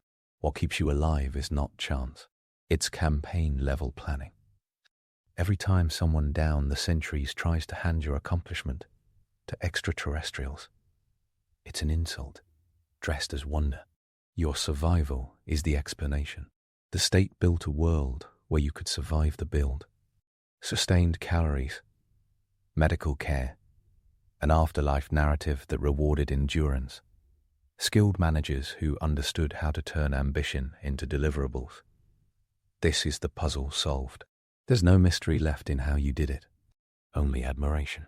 By the time the Great Pyramid stands complete, the casing flashing in sunlight, the causeway stretched like a ribbon down to the Valley Temple, your back has written a line no historian can erase. The ramp is gone, disassembled into building projects elsewhere. The pyramid stands, a clean geometry without scars. You know its hidden transitions and the voids left open for stress relief above the granite chamber. You know the places where your sweat lives in the mortar. Your survival is built into those joints. The numbers are now yours. A workforce likely in the tens of thousands rotating.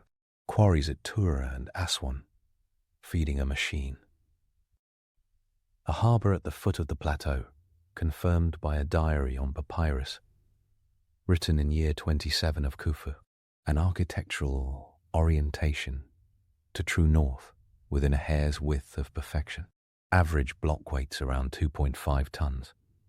Monsters up to 70 or 80 tons inside. Bread, beer, beef powering bodies measured in man-days. Burned bread molds by the thousands. Beer jars by the tens of thousands. Bones from prime-age cattle telling the diet story in a language of collagen and cut marks. Healed fractures and surgical amputations proving care. Gallery barracks proving planning. Graffiti proving pride. Endless scribal tallies proving organization. Each piece says the same thing. You did not survive by luck. You survived by design.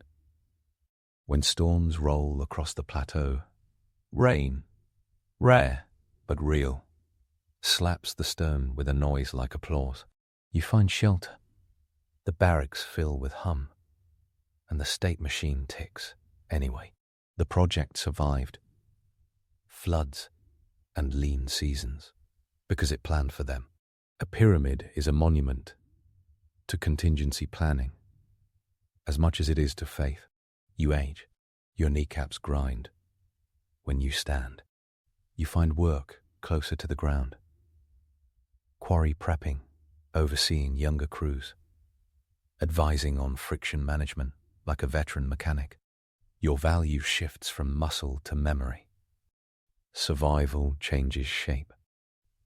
It becomes a matter of passing on the tricks that keep other men's bones intact. The project becomes your family's trade. Modern eyes will read your life through hard data points. Mark Lehner's mapping of worker housing. Zahi Hawass's excavations of the workers' cemetery. Pierre Talet's translation of Mera's diary from Wadi al-Jarf. Microwear analysis of teeth. Isotope analysis of bones. Friction tests on wet sand from physics labs in Amsterdam. Block counts done by engineers with CAD models. The data will say what your muscles always knew. You survived because the system wanted you to. Then, in a moment you don't get to see, the casing stones vanish to a new city's needs. Sand climbs against the pyramid's feet. Tourists arrive millennia later with cameras. Some point and wonder. Some wave away your sweat with aliens. Some read the signs and drink the beer in their mind and feel the weight in their own shoulders. They get it. The miracle isn't levitation, it's logistics. The miracle isn't slavery, it's a workforce fed, housed, treated, rotated, believed in, just enough to lift 2.3 million stones. You're not a slave in chains. You're a human in a state-powered plan. You live, work, get injured, heal, laugh, drink, curse, and take pride. You carry stone, and you are carried by a system built to keep you at it. That's how you survive pyramid construction. Beer, bread, beef, bone setting, bureaucracy, belief, hard numbers, and harder hands. A cosmic story humming over a very earthly assembly line. A design for living, embedded inside a design for eternity. You stand on sea ice at 71 degrees north, while the air knifes into your lungs at -40. Your eyelashes freeze between blinks. Your coat does not crinkle like plastic, because it is not plastic. It is caribou. Hair on, hollow shafts, trapping air like billions of tiny thermos bottles. A wolverine fur ruff, nature's anti-frost fringe, cups your face and laughs at the wind. Your boots grip the snow like they were invented for it. Because they were. This is not extreme camping. This is a civilization that engineered comfort and survival where the planet throws its most savage curveballs. You do not live in a snow house year-round. You do not collect 50 magical words for snow like Pokemon. You do not frostbite-proof your face by rubbing noses. Those are myths built by people who visit in July, take a photo of an igloo for a postcard, and leave with a story that fits in a souvenir shop. You live by a repertoire that works at 0 degrees Celsius and at -50 degrees Celsius, on sea ice that groans and breaks, under a sun that disappears for months. The Arctic does not care about your narrative. It cares about physics. You answer with design. You come from a tradition that archaeologists call tool culture, spreading east from Alaska around 1200 C, replacing the earlier Dorset people and setting up the technological masterclass known today across Inuit Nunavut, Kalalit Nunaat, and Inupiat country. Dogs pulling sleds, kayaks that slice the water like scalpels, umiaks that move families and freight, toggle harpoons that turn a spear into a lock. Engineers would call it an adaptive system. Hunters call it Tuesday. You handle the cold first, because arguing with thermodynamics ends badly. Caribou clothing is non-negotiable. 2 layers, fur facing opposite directions.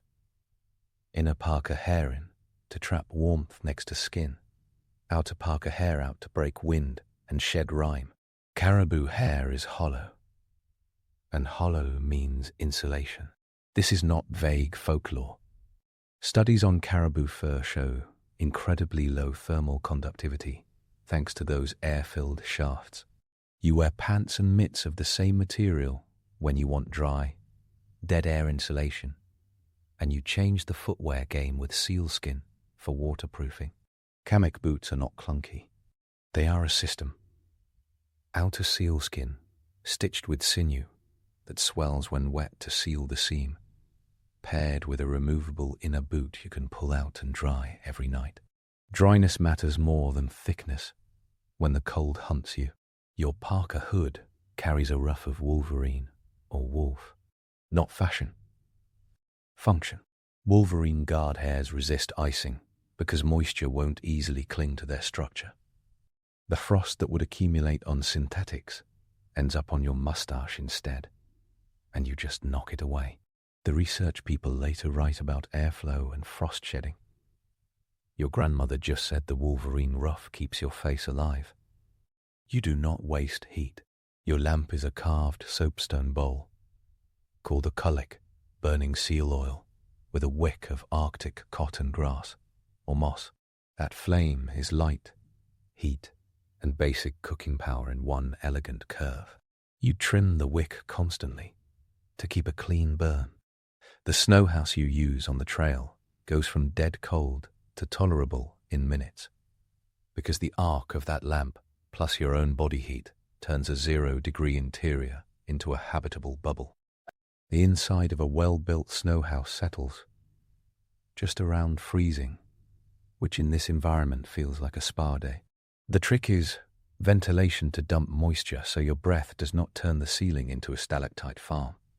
You raise your sleeping platform on blocks of snow. Warm air rises, so you sleep where the warm air goes. The Arctic is an honest teacher. Get the physics right, and it stops trying to kill you, at least for the night. This is the part outsiders underestimate. You manage calories like a mathematician. The cold adds up the bill every hour. Muscles shiver. Wind strips heat. Walking on snow costs more energy than a trail. The budget you keep is fat. Ringed seal blubber packs about 9 kilocalories per gram. A slice of muktuk, whale skin with a thick belt of fat, contains vitamin C in the tens of milligrams per 100 grams depending on species, enough to fend off scurvy without a citrus tree in sight. That fact blindsided European expeditions until vitamin C was isolated in 1932. Bowhead Muktuk has measured values of vitamin C that made a mockery of the scurvy myth. Knud Rasmussen noted it in the 1920s. Peter Freuchen chewed on it and lived to write the funniest survival memoir in the Arctic Library. Raw or lightly frozen meat preserves vitamins that cooking obliterates. Eat it this way, and your gums do not bleed. Roast it all day, and you join the lecture circuit on the history of scurvy. You save energy with your hands. Sewing is not decoration. It's life support. You stitch with ivaloo, sinew thread, pulled from caribou or whale tendons, because sinew swells when damp and locks the seam. Your needle case carries bone or ivory needles that later become steel. The ullu, the iconic woman's knife, is a marvel of leverage. It is used for skinning, scraping, slicing, and feeding a child in one motion. A tool so efficient, it makes modern multi-tools look insecure. Every cut of a hide follows a logic that gets you maximum surface area, correct fiber direction, and minimal waste. Your ancestors were not fussy. They were precise. You move. Arctic life is about motion in the right mode. On water, you ride a carjack. The kayak that colonizers later turned into a weekend hobby. Your kayak is a custom fit to your body. Driftwood ribs soaked and bent, pegged and lashed. A skin of sealskin or later. Canvas stretched tight, seams sealed with fat. You paddle with a narrow-bladed double paddle that does not blow you off course in a gale. It is quick and quiet, and it rolls. The Greenlanders built rolling into the art, called Karja Sarnek, a training practice so thorough that a capsize is just an inverted blink and a clean recovery. The boat weighs little enough for you to haul it over. Pressure ridges, everything about it cheats drag and beats wind. On land, you ride a sled that answers to physics instead of romance. The Kamutique rides on wide runners, often iced to a glass finish with fresh water. A tiny film of melt forms under the runner and lubricates the ride. Your ancestors figured this out without a lab. The sled is lashed, not nailed, because the persistent pounding of sastrugi fractures rigid joints. Lashings flex, absorb, and forgive. You hitch your dogs Greenland style in a fan pattern, so they can swing wide over patchy sea ice and avoid line tangles around pressure ridges. The fan hitch shines on sea ice, laced with trapdoor cracks. In Alaska and parts of Canada, you might run pairs, in tandem, tighter and faster for narrower trails. A typical team of 8 to 12 dogs eats like small wolves and runs 30 to 60 kilometers a day in good conditions. Your feed is seal meat and fish, tossed to them frozen like steaks from a sub-zero freezer. The dogs do not complain. They sing. Whales are community events. You do not chase a bowhead alone. In Nukagvik, the Inupiat culture of Umaliks, whaling captains runs a crew, an umiak, and a set of rituals and rules that keep people alive and share the wealth. The logistics hum. A whaling boat is a 6 to 10 meter open craft, once framed in driftwood and beached bones, skinned with bearded seal hides. Harpoon lines lead to floats made of inflated sealskin bladders, avatak that tire the whale and mark its path. The toggle harpoon head is a revelation in simple mechanics. It enters straight, then rotates under tension to hold fast. This piece of tech shows up everywhere in Inuit gear, and it embarrasses any spear that just sticks and slips out. Bowhead whales weigh tens of tons and yield lifetimes of calories, but they are also sovereign beings in your belief system. You treat the hunt and the sharing as obligation, not just opportunity. The 19th century commercial fleets slammed that relationship. They arrived with kettles but tended to leave with your whales. Western Arctic bowhead numbers crashed by the early 20th century. The Inupiat co-founded the Alaska Eskimo Whaling Commission. In 1977, worked with scientists and the International Whaling Commission and kept the hunt sustainable. You measure success by the feast, not the brag. The opposite of whales is the art of standing still. Seal hunting at the Aglu. Breathing whole involves patience that would crush a movie set. Ringed seals maintain breathing holes through ice, often a meter thick, by gnawing with their teeth and claws from below. You find those holes by reading the terrain of snowdrifts and old cracks, by probing with your harpoon shaft, by memory of seals' roots over the years. You set a non-metal indicator, perhaps a quill or tiny sliver, over the hole that moves when the seal bumps the underside. Then you freeze into silence. Hours go by. The Arctic reads your mind, so you think of nothing. When the indicator vibrates, you strike down with a barbed harpoon fitted with a toggling head, the line tied to your wrist, and then to a float. The seal bolts, the float bobs. You pull, then rest. You never step on the thin ice just to the side of the hole. You have seen people go through it. You do not forget. Ethnographers like Asan Baliksi filmed versions of this in the 1960s. Netflix series. Knud Rasmussen wrote about it in the 1920s. John Murdoch chronicled it at Point Barrow in the late 1800s, with diagrams a modern gear nerd would frame on the wall. You set nets under the ice as well. Spring brings more light. Seals breathe more regularly, and a net under the ice at the edge of fast ice works like a silent partner.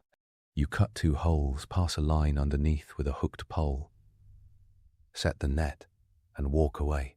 Checking nets becomes a rhythm, like checking your phone, except failure means hunger, and a wrong step means a swim in salt slush. You fish through ice with a lure that dances in the low light for Arctic char or tomcode, a bone or ivory jig polished to shine. The cod rise, and you hook them with a jerk. Food safety means that fish go out on the ice at -20 and freeze the way city dwellers freeze leftovers. Except your freezer stretches to the horizon. Caribou are not just meat. They are architecture you can wear.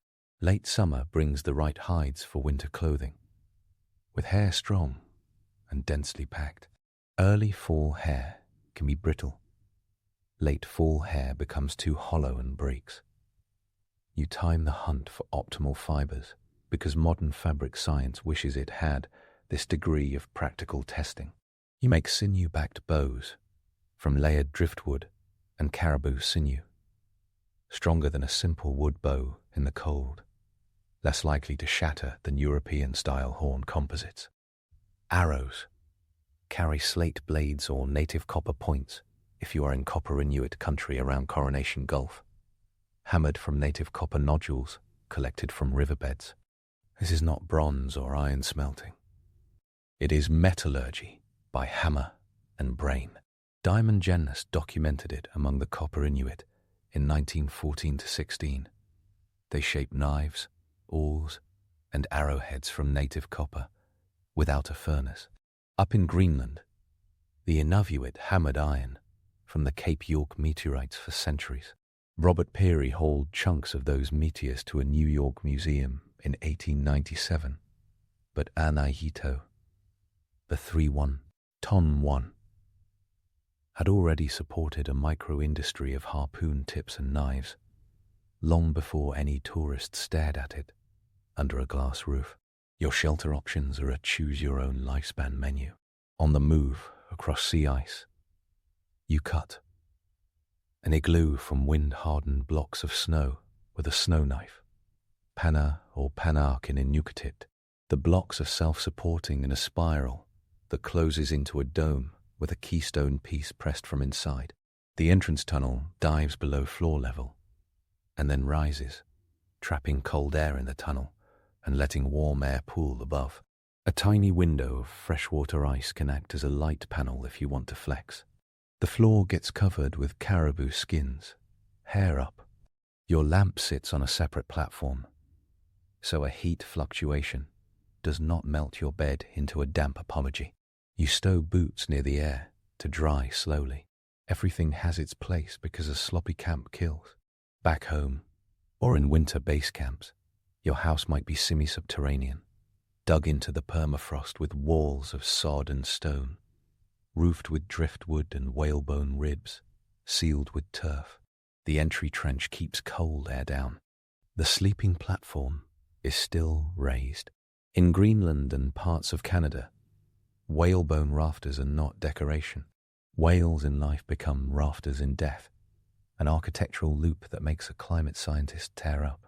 Inside the home, you run a different set of rules. The lamp burns nearly constantly through winter.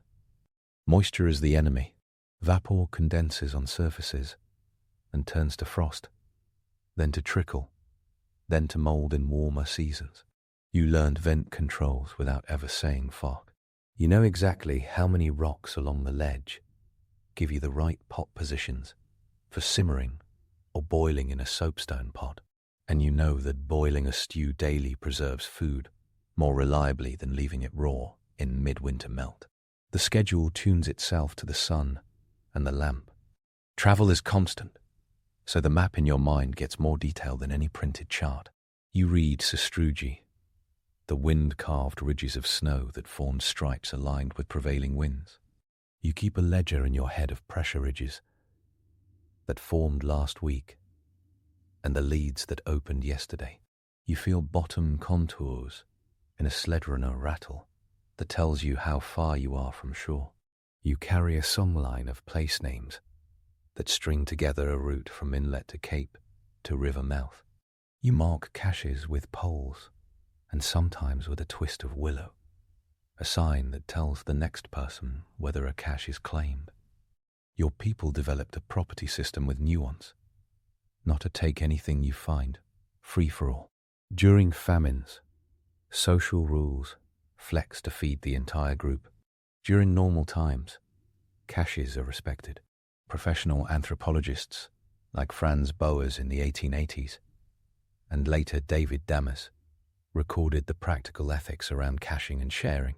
Your culture feeds everyone because the Arctic hates solo acts. Food preservation is not a pantry. It is a landscape.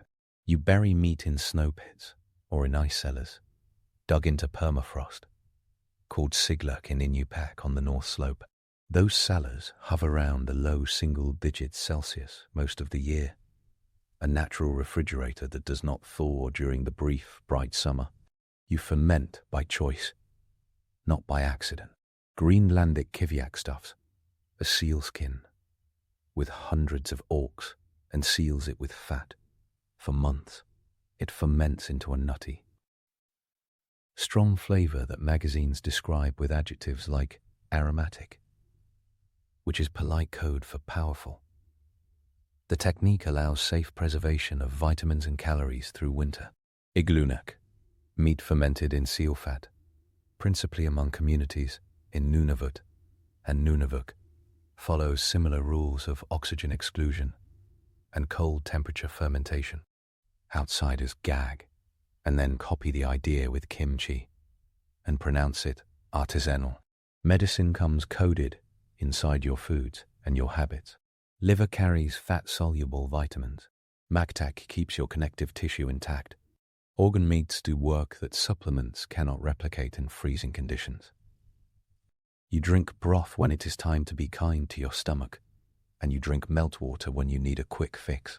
Melted snow straight from the landscape can be mineral light.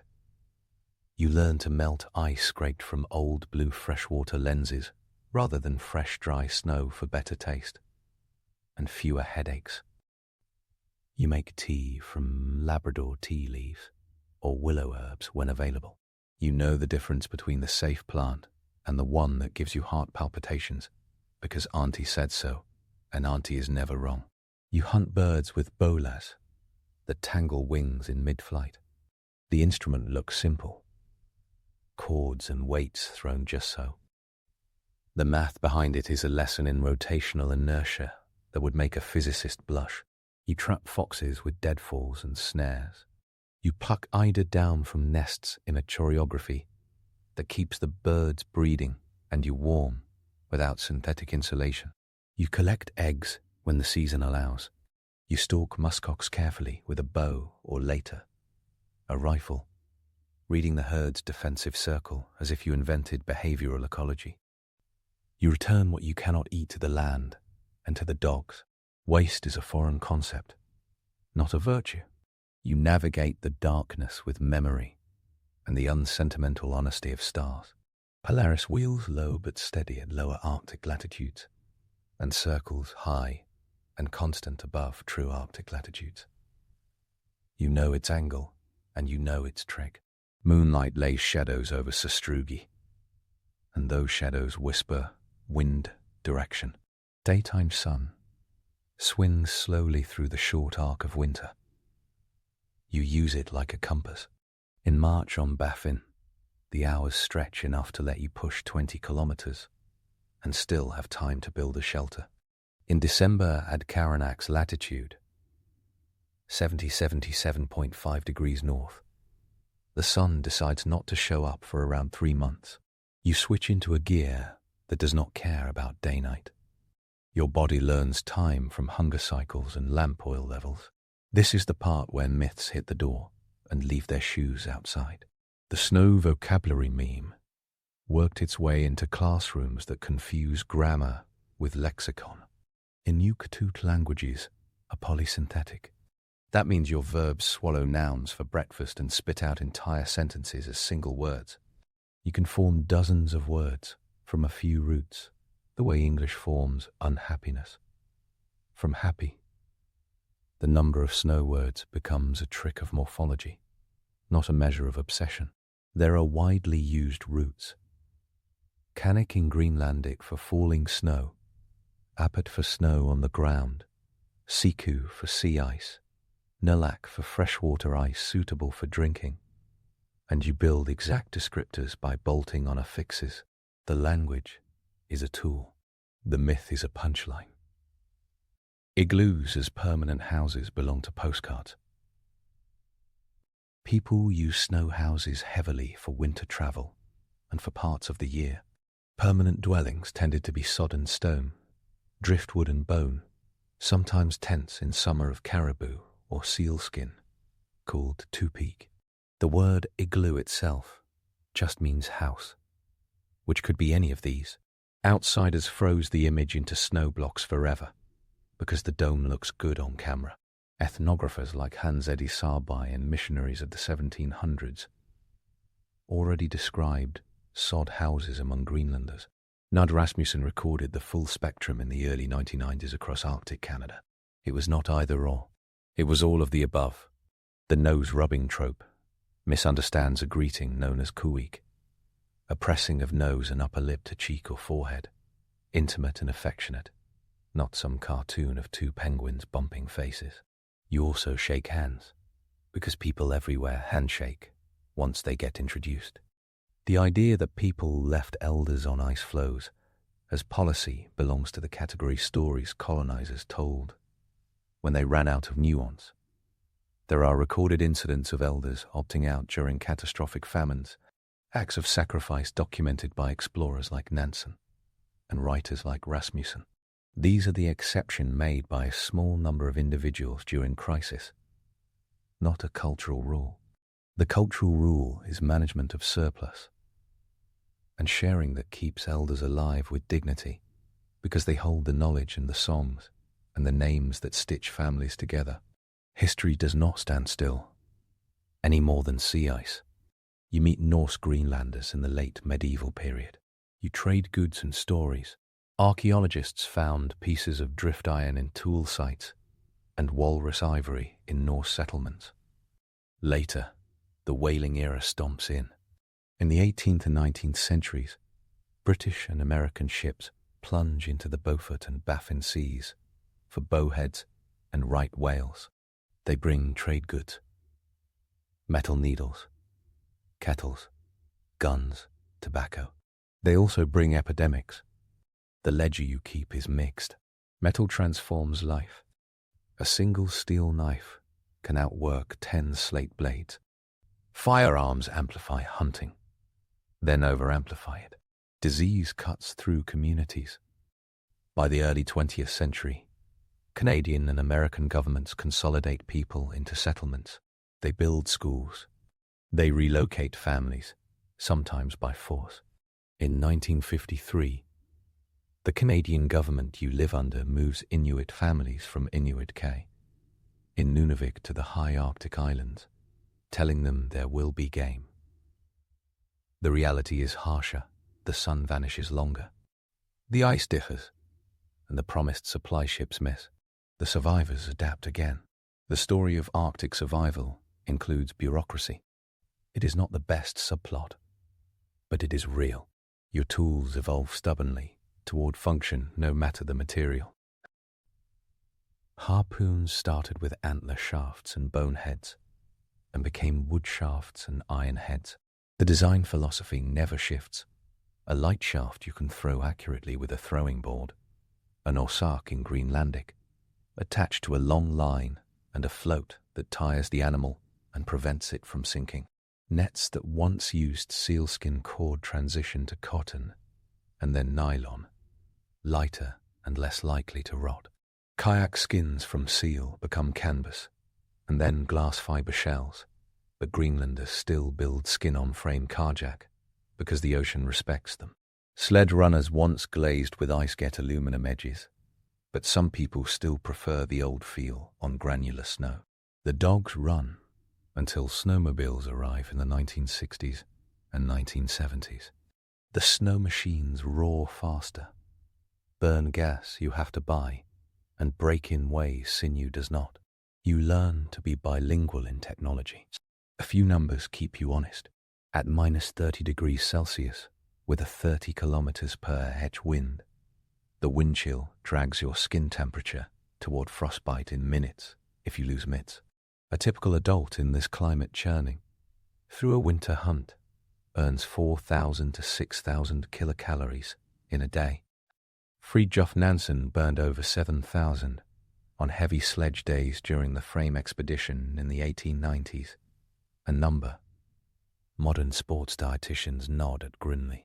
A ringed seal yields tens of kilograms of meat and blubber. A large bearded seal stretches into the hundreds. A bowhead whale clocks in at the neighborhood of 40 to 70 tons. alive and yields thousands of kilograms of edible tissue, bones that build houses, and baleen that once found its way into corsets and umbrellas in Europe. Your food is not just protein, it is infrastructure. A single successful spring seal hunt buys you lamp oil, dog feed, boot grease, calories, and bones for tools. The most graceful lesson in Arctic survival is the way design stacks. A snow house is not a house. It is a machine for moving water vapor and heat. The lamp is not a lamp. It is a fuel cell with a microclimate. The parka is not a coat. It is a thermostat with a tail. The dog team is not a team. It is a distributed engine with resilience built into its redundant brains. If one dog goes through thin ice, the fan hitch prevents the whole team from vanishing into the lead. If one runner cracks, lashing repairs it on the spot. If one cache is raided by a bear, social reciprocity provides the backup plan. The system works because it assumes failure is normal and plans around it. Critics in Wool felt comfortable calling this primitive. The toggle harpoon would like a word. The device turns a spear into a grappling anchor, an improvement so elegant it appears in whaling museums, in New Bedford, and in diagrams in 19th century ethnographies. The toggling head appears across time and space among sea hunters, because physics does not care about your bias. Other pieces of Inuit tech read like a series of quiet mic drop moments. The snow knife cut from bone or ivory works, because the crystalline structure of compact snow responds better to a smooth blade that slices rather than a serrated one that crumbles the block. The kayak's frame solves a finite element problem with only tensile members and lashings, distributing loads in a way that prevents catastrophic failure. The parka's ruff solves boundary layer airflow around the face. The clothing seam design uses lap joints that shed water instead of absorbing it. A metallurgist could spend a career just studying the history of native copper among the copper Inuit and its cold working properties. A material scientist could write a textbook on why caribou fur beats synthetic loft in still conditions and which pieces of your outfit change when wind speeds double. You do not live isolated from everything. Trade networks extended across the Arctic for centuries. The Thule expansion carried ideas and items from Alaska to Greenland rapidly. The line of a driftwood rib in a kayak in East Greenland often traces back to a log that died in a North American forest and spent years at sea. Songs travel, names travel. Festivals like the Quaggy Kier communal gatherings bring news and partners and jokes that outlive storms. Nud Rasmussen's Fifth Tool expedition between 1921 and 1924 mapped stories, kinship, and trade routes along thousands of kilometers from Hudson Bay to the Bering Strait, collecting oral histories that read like transportation maps if you squint. Peter Frotchin's accounts weave humor into survival, because laughing at a blizzard saves your spirit. Boers learned from elders on Baffin Island in 1883, 1884, that knowledge enters your bones faster than your notebooks. There is also the small matter of sanity. Darkness 6 weeks long at 69 degrees north, 10 weeks at 73 degrees, months at 77 degrees. Your brain invents tricks. You dance, you carve, you drum, you tell stories that are also maps and songs that carry weather patterns. You give a newborn the name of a deceased relative. So the family's spiritual and social continuity continues, a practice outsiders flatten into reincarnation when it is much more about continuity than metaphysics. You embed rules in taboos that keep meat from spoiling and hunting grounds from emptying. You laugh a lot. Black humor thrives where the weather tries to write punchlines with frostbite. That is not escapism. It is strategy. Modern life intrudes and reframes things without erasing the core. Snowmobiles roar across Baffin Bay, ice where kayaks once slipped silently. High-speed boats carry you to the floe edge for spring seal hunts. Ammo prices make you count shots, and climate change shifts. Migratory timing. The sea ice becomes unreliable in places where elders remember solid pans, with dangerous shoulder seasons, where freeze-up delays and break-up accelerates. In places like Igloolik and Pangnirtung, people pair satellite imagery with gut memory, reading ice charts as if they were just another version of sky and wind. Community Facebook groups ping warnings about rotten ice with GPS coordinates. The system adapts. It always has. A pack of survival skills that started around 1200 has now added PC Parker's synthetic sinew and a helicopter when someone breaks a leg. The additions do not negate the base. They confirm it. A walkthrough of your day in the heart of winter reads like a field manual and a poem. You wake before the wind. You check the lamp, trim the wick until it burns clean. You roll your inner boots near the vent to give them a final dry. You heat a slosh of broth and thaw frozen fish. You scan the horizon for the faint light that lets you see sastrugi edges. You harness dogs, one by one, tugging knots you learned before you learned letters. You lash cargo with the same pattern your grandfather used, because that pattern keeps the sled stable on hard ridges, but releases with one pull. You ride into a land where nothing moves until everything moves at once.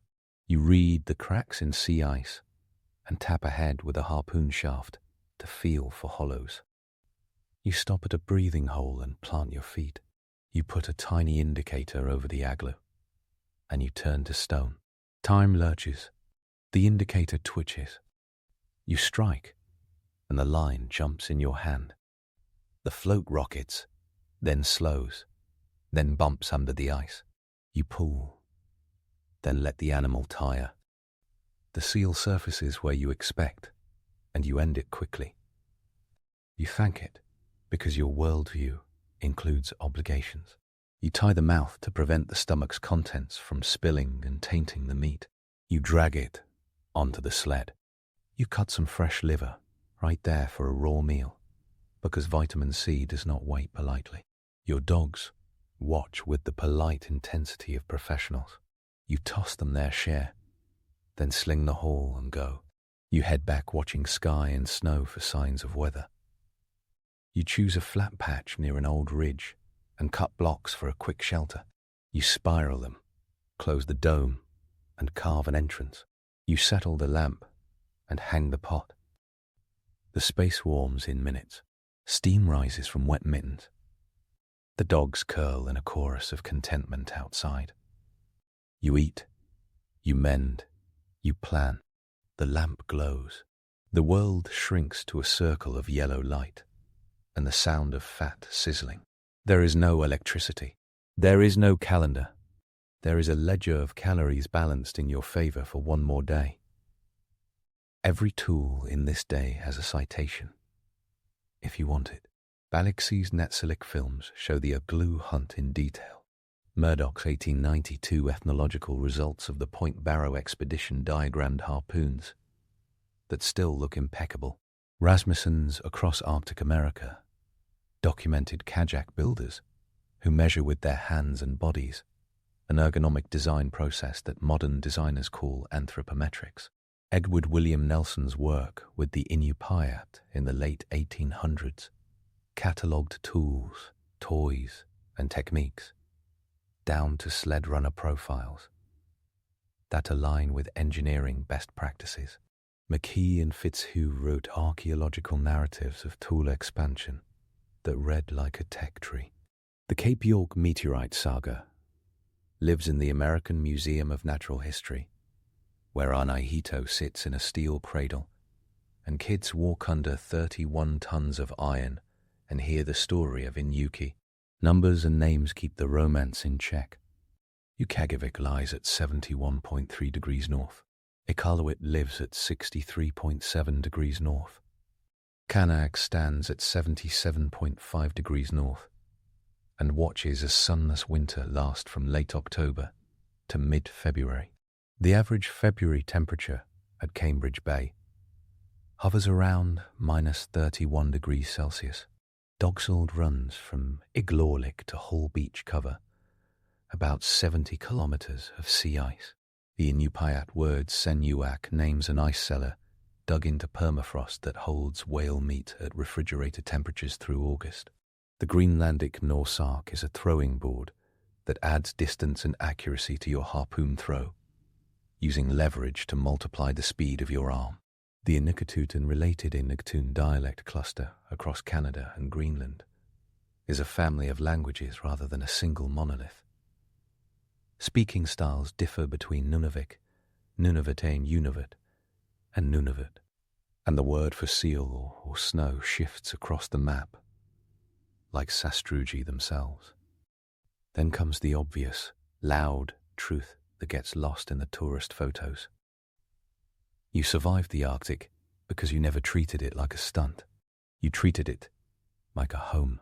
You built systems that matched the environment instead of trying to beat it into submission.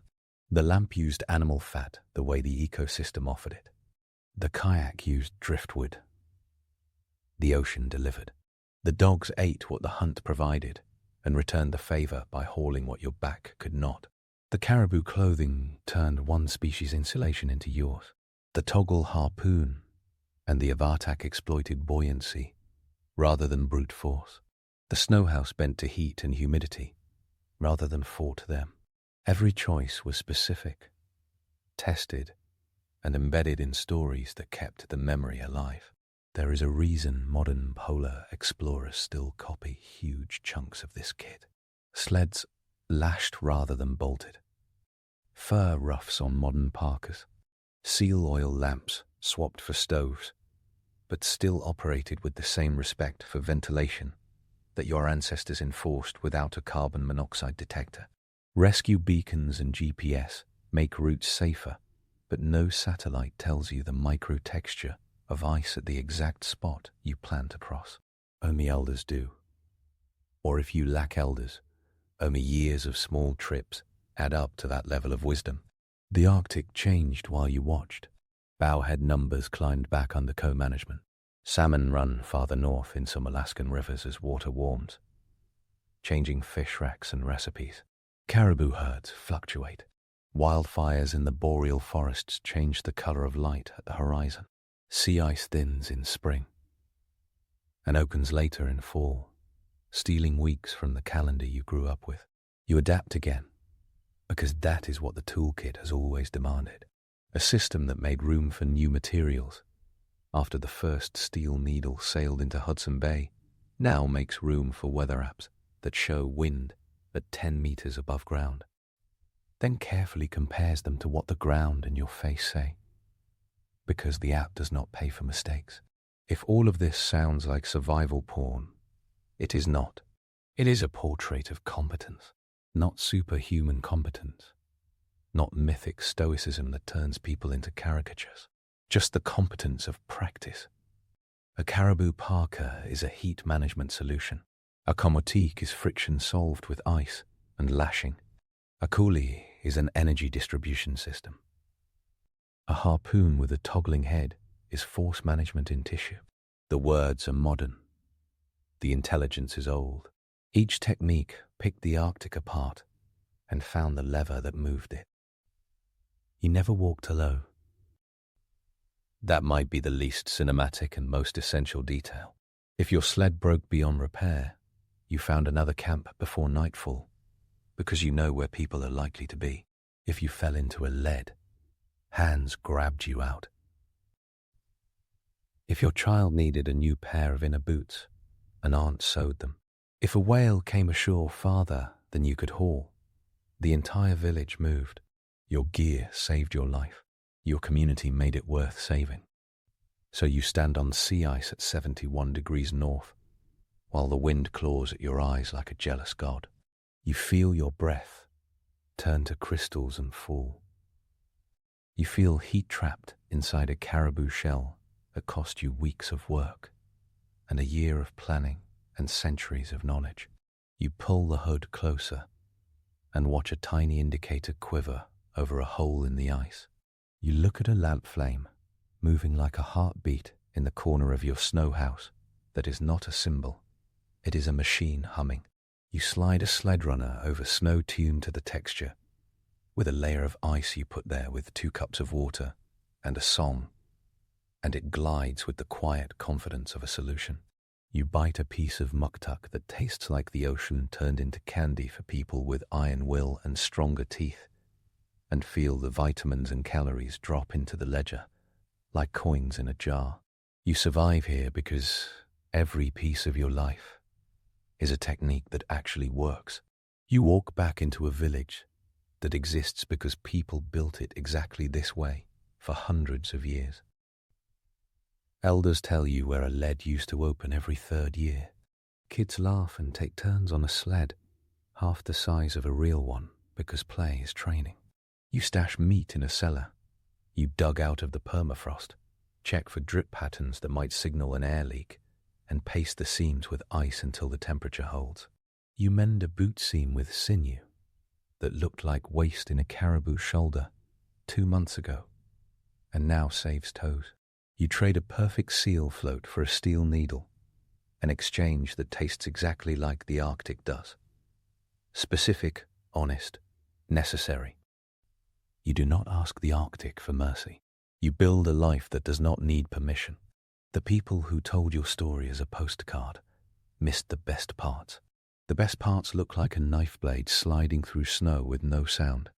They sound like a dog team dropping into a trot, at exactly the pace that can serve their strength for the run back. They taste like fat when fat means survival. They feel like the moment your Parker hood's Wolverine ruff blocks a bullet of wind and the air inside your tiny world stays warm. They move like a harpoon head, turning under tension, holding fast by design, not brute force. You keep a ledger in the back of your mind. Heat, light, calories, motion, and people. The numbers balance because the techniques stack. You fought the cold by partnering with it. You ran the ice by reading it. You ate the ocean by understanding it. And you wrote every lesson into gear, stories, laws, songs, and hands. That is how Inuit hunters survived the Arctic. And that is how you do it tonight, with a lamp flame steady long after the wind gives up, trying to write your ending.